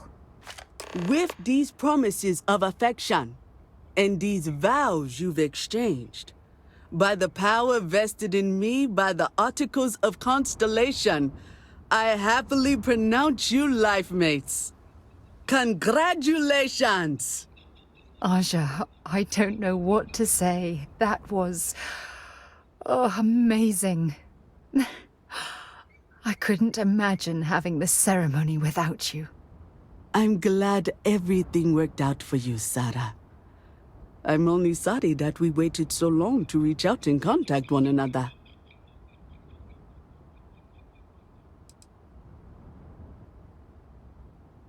That isn't necessary. This was my gift to the both of you. Well, you're both welcome to stay here for as long as you like. So, I guess this is goodbye for now. I wish the both of you a happy and healthy life together. I'll never forget this, Aja. Thank you. It was a wonderful wedding. I was so happy to officiate for you.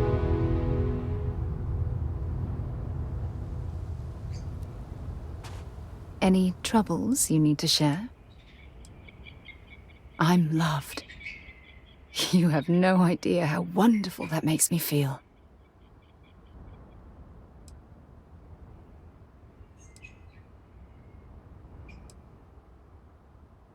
If it keeps us close, then I'll gladly say those words every time you ask. I'm happy Whatever to you host need, Abigail here you've at my got home. it. She's quite charming. Not at all.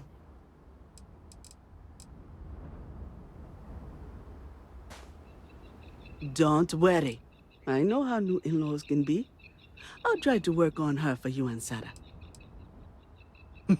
She was a royal pain in the butt. That's what she was. Hot-headed, impulsive, eager to rush into things without examining the ramifications, eh? Honestly, a lot like I was at her age. Her hunger to explore the void was the most fervent I'd seen in my years at Constellation. There wasn't a single assignment she'd refuse. All in all, though, she was one of the best explorers I've traveled with. And I'd wager that holds true up to today. That woman has a good head on her shoulders. You should count yourself lucky to be a part of her life. You have to ask? Look at the place. It's absolute paradise. I can spend my day at the beach, relax with a cool drink and catch up on some reading, enjoy the cuisine, whatever my heart desires. I haven't even traveled off-world since I arrived. Hell, I haven't even boarded a spacecraft. It's so wonderfully liberating. Moving to Paradiso was one of the best decisions I made in my entire life. I was chair of Constellation for 35 years. I was there for all the low points and all the high. I kept Constellation out of the colony war, made some incredible discoveries, and recruited some of the most amazing explorers in the settled systems. I just finally reached a point where I felt I'd done enough. And it was time to give Sarah a chance. And I have no regrets either. If you're expecting controversy or some sort of political reason, I can assure you, it doesn't exist. And between you and me, I'm not getting any younger, eh? And this tired old woman wanted to enjoy the sunset of her life on this beautiful world.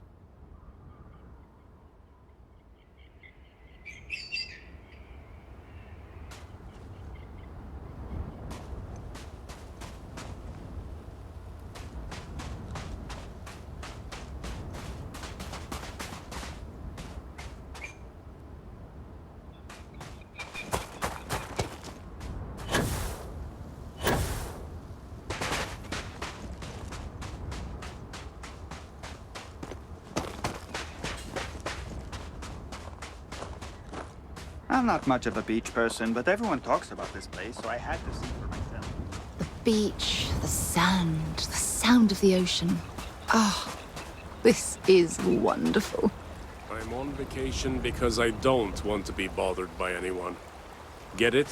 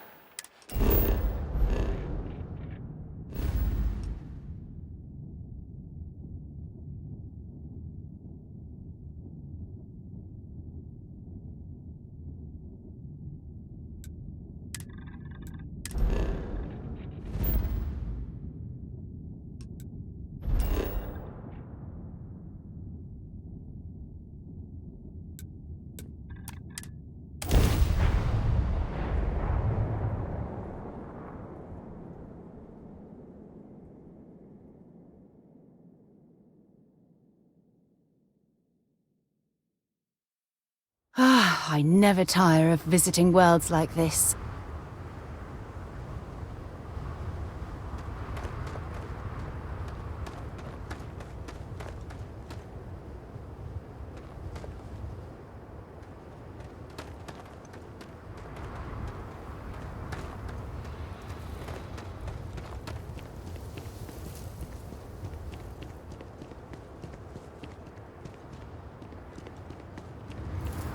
Okay.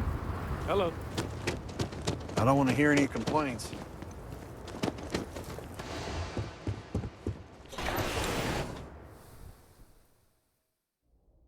Things for you.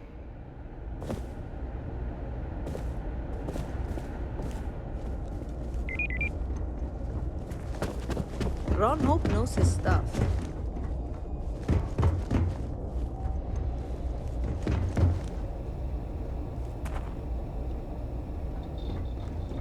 Yes?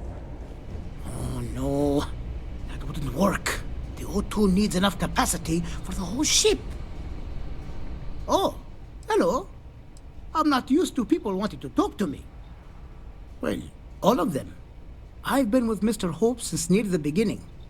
I think he appreciates my attention to detail and my focus on the fundamentals. Although he has been hinting that the R&D budget may dry up if I don't produce results. Oh, it's marvelous. Generally, they only care about efficiency, cost-effectiveness, and reliability.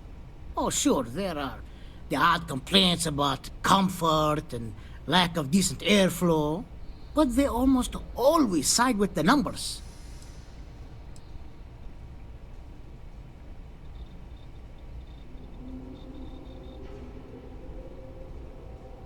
Sure, that sounds like me. What can I do for you? I'm a little busy, but I think I could spare some time.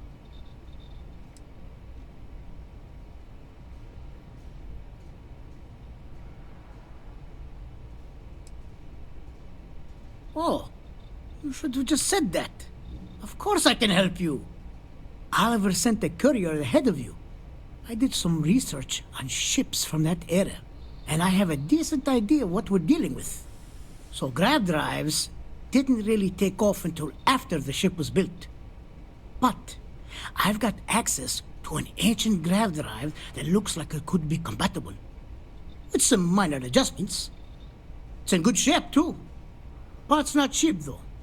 Neither is the labor. Just pay the combined cost of parts and labor, and it's yours.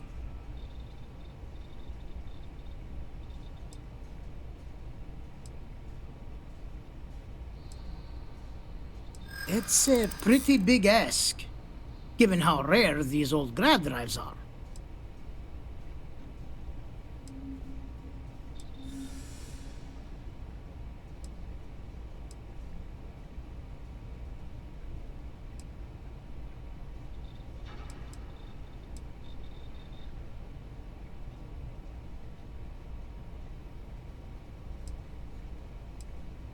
True. I keep telling myself I'm holding on to it for the right time. Perhaps this is that right time.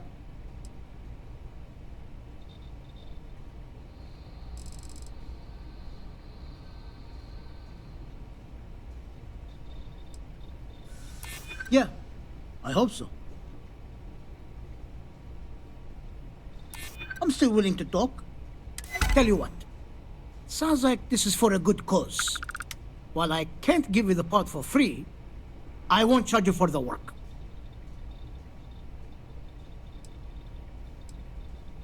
You're darn right it is. I'll get to work on it right away. I recommend you go back to the ship and ask the captain to prepare for its retrofit. Standard stuff. I'm sure they have an engineer on board to help. We'll send the part along when it's ready and install it with the help of Oliver's people. Pleasure working with you.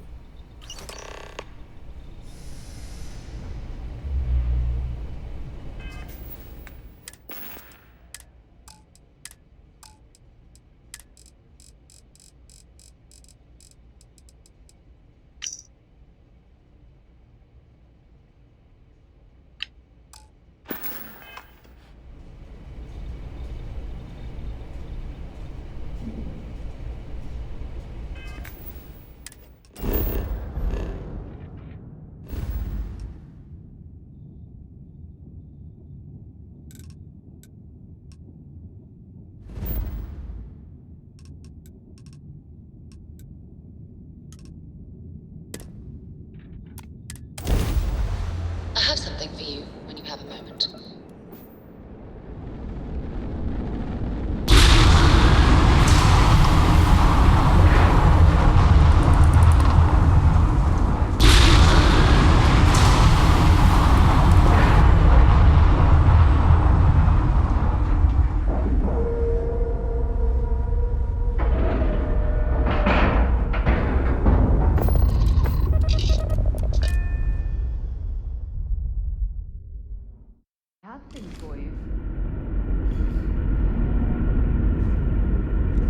Two of us make quite the pair, eh?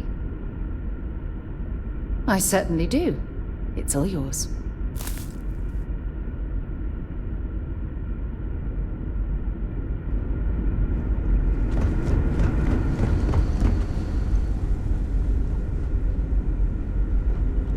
Careful waving that fancy gun around. We don't need to see what it can do.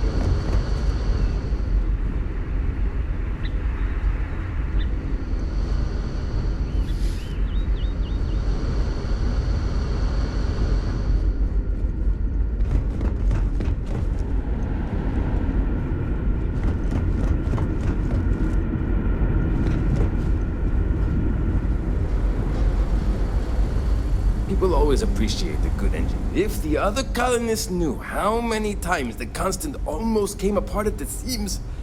Whew. Well, thankfully, I never let it. What grab drive?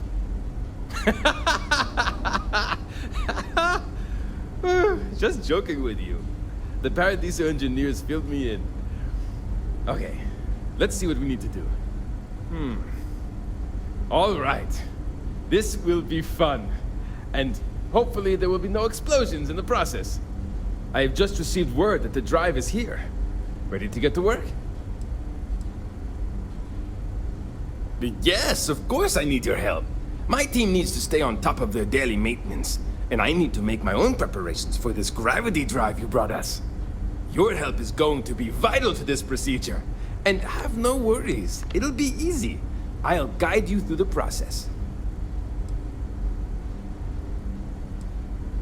Great, great, great!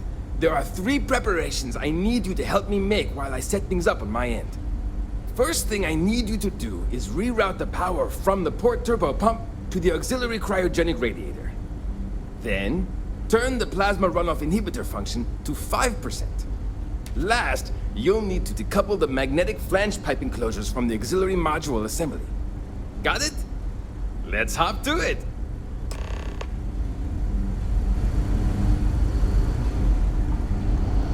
These are exciting times.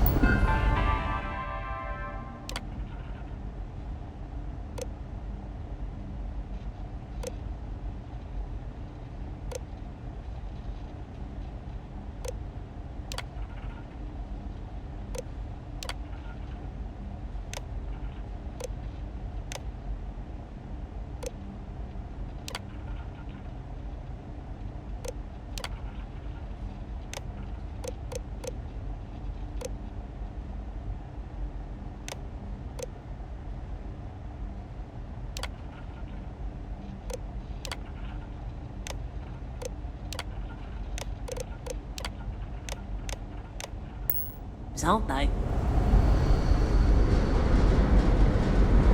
I've lived my entire life in the Constant. How else?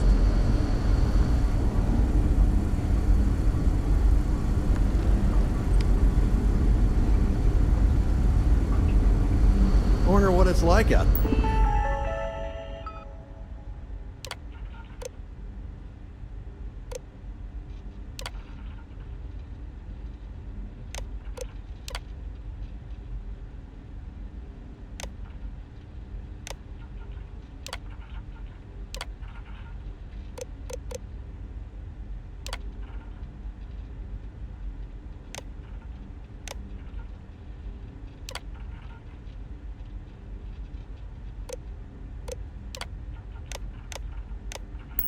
They're beyond our little community.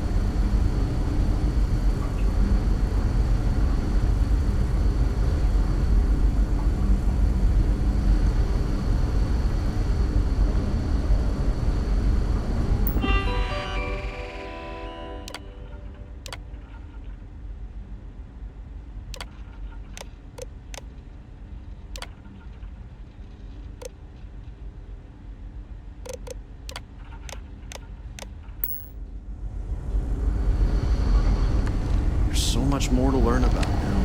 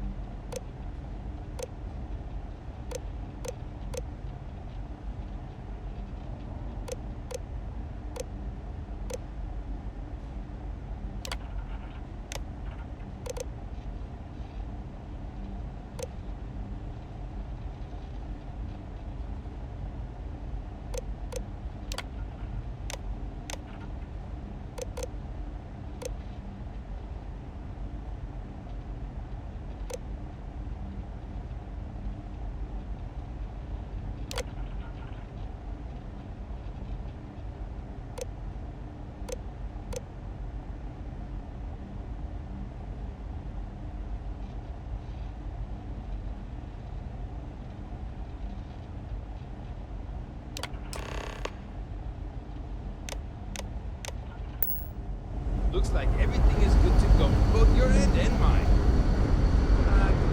You will inform the captain while they're finishing the information.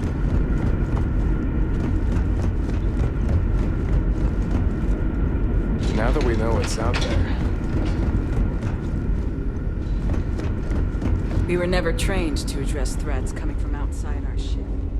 Never seen a ship like yours before. Then again, I haven't seen any ships before you. No matter the outcome, I won't let my crew down. Don't forget to tell of us in your travels. Now that you're here, I can finally give my crew a chance at a new life. Well, well, it would appear we have the means to go nearly anywhere now, thanks to you. The engineers even upgraded our communications equipment so we can speak with passing ships. Turns out it was a pretty easy fix. Thank you again for all you've done. We don't yet know, but we did receive a star map from the Paradiso engineers. I suppose we'll just chart a course for other suitable habitable worlds until we find one that matches the quality of Paradiso. Purima 2 here. Without you, we'd most likely be stuck. But you went above and beyond. I'll make sure people tell tales of your generosity for as long as our society lives. I don't know if we can ever fully repay you. Thank you again.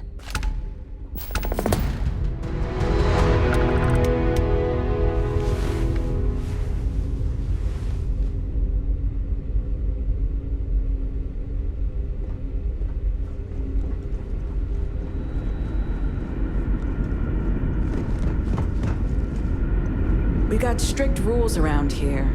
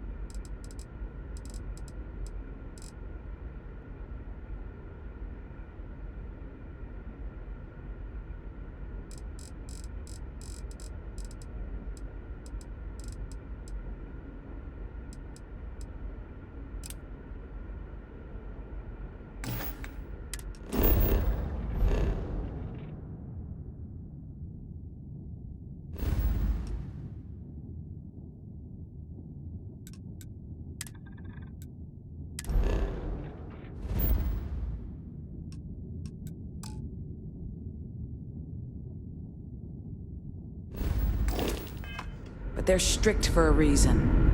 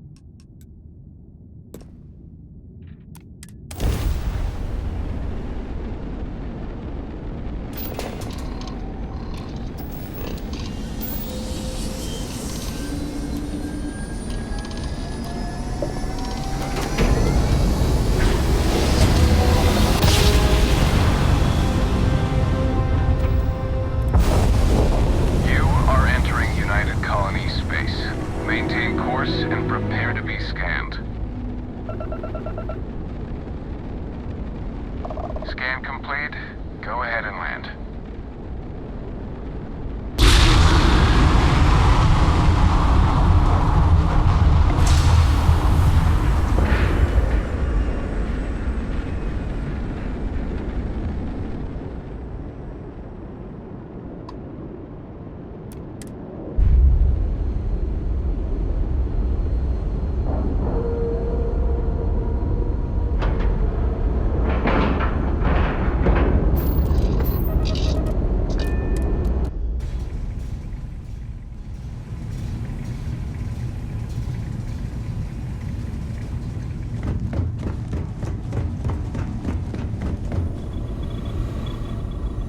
Been washing red here and there all over the station.